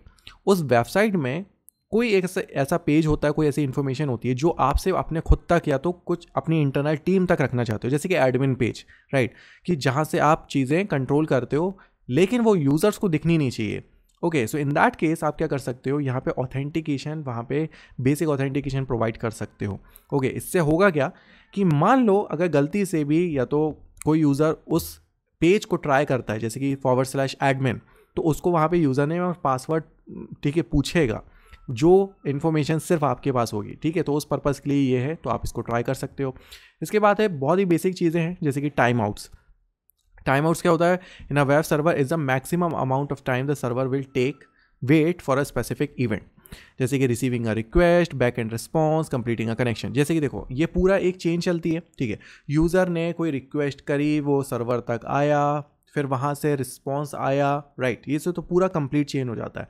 उसके लिए होते हैं टाइम आउट्स, की टोटल जर्नी जो है, रिक्वेस्ट, रिस्पॉन्स एंड इसके लिए time outs before it gives up and return an error और क्लोज द कनेक्शन। आपका टाइम आउट बहुत कम है, लेट्स से 1 सेकेंड। अगर 1 सेकेंड में आपका रिस्पॉन्स नहीं पहुंचा यूज़र तक, तो यूज़र को एरर पास दिख जाएगा और वहाँ पे कनेक्शन ड्रॉप हो जाएगा। तो उन चीज़ों को आप कंट्रोल कर सकते हो टाइम आउट से। ऑल्दो इसको सोच समझ के करना चाहिए, क्योंकि अगर बहुत ज़्यादा टाइम आउट है तो यूज़र सिर्फ देखते ही रह जाएगा स्क्रीन। ओके, सो जैसे कि कुछ चीज़ें मैं आपको यहाँ पे बता दे रहा हूँ, जैसे कि कुछ एग्जांपल्स। लेट्स से यहाँ पे टाइम आउट 60। ओके, सो ये ओवरऑल टाइम आउट है। Okay, proxy time out, proxy मतलब यहाँ पे रिवर्स प्रॉक्सी, मतलब जो बैकएंड से कितना आ रहा है। ओके, और जैसे कि बैलेंसर मेंबर। ओके, यहाँ पे देखो कि time out equal to 5, retry equal to 15। Okay, so इस टाइप से चीज़ें आप कॉन्फ़िगर कर सकते हो। अब यहाँ पे डिफरेंस देख लेते हैं, जैसे कि time out 60 and proxy time out. Time out 60 मतलब time to complete input and output operation, जैसे क्लाइंट ने रिक्वेस्ट करी और बैकएंड से रिस्पॉन्स आया। अब लेट से टाइम आउट 60 रखते हो तो 60 सेकंड तक है। प्रॉक्सी टाइम आउट 10 सेकंड है, जैसे मान लो अपाचे से, मतलब वेब सर्वर से बैकएंड सर्वर के बीच में जो डिस्टेंस है या तो जो भी टाइम है, उसका है proxy time out. Okay, so ये आप एक्सप्लोर कर सकते हो। इसके अलावा एक और कॉन्सेप्ट है, जैसे कि कैशिंग। कैशिंग से क्या होता है, जैसे कि देखो आपका एक स्टैटिक वेबसाइट है, लेट से। ओके, अब एक यूज़र है बार बार उसको एक्सेस कर रहा है, लेट से बैकएंड सर्वर से, ठीक है। सो इस केस में क्या होगा, जो कैशिंग अगर आप करते हो, अब इसमें काफ़ी सारी चीज़ें जैसे कि HTML, इमेजेस, CSS एक्सेट्रा, तो क्या करेगा अपाचे, क्या करेगा अपने वेब सर्वर पे जो भी मतलब जो ज़्यादा एक्टिविटी होती है उसको कैश करके रख लेगा। सो नेक्स्ट टाइम क्या है, जब भी यूज़र उसको एक्सेस करेगा तो वेब सर्वर अपने कैशिंग मेमोरी से उसको सर्व कर देगा रेदर दैन बैकएंड सर्वर पे, ठीक है। तो यहाँ पे रिस्पॉन्स टाइम और थोड़ा सा सर्विंग बेटर हो जाती है। सो ये चीज़ भी आप एक्सप्लोर कर सकते हो। एंड इसमें भी अलग अलग टाइप्स की कैशिंग है, जैसे कि static file cash, memory cache, reverse proxy and so on. Okay, so I hope so ये वीडियो आपको पसंद आई होगी। In that case hit that like button, ठीक है। चैनल पे सब्सक्राइब और लाइक ज़रूर कर देना, सपोर्ट मिलता है। एंड या कीप वॉचिंग, थैंक यू।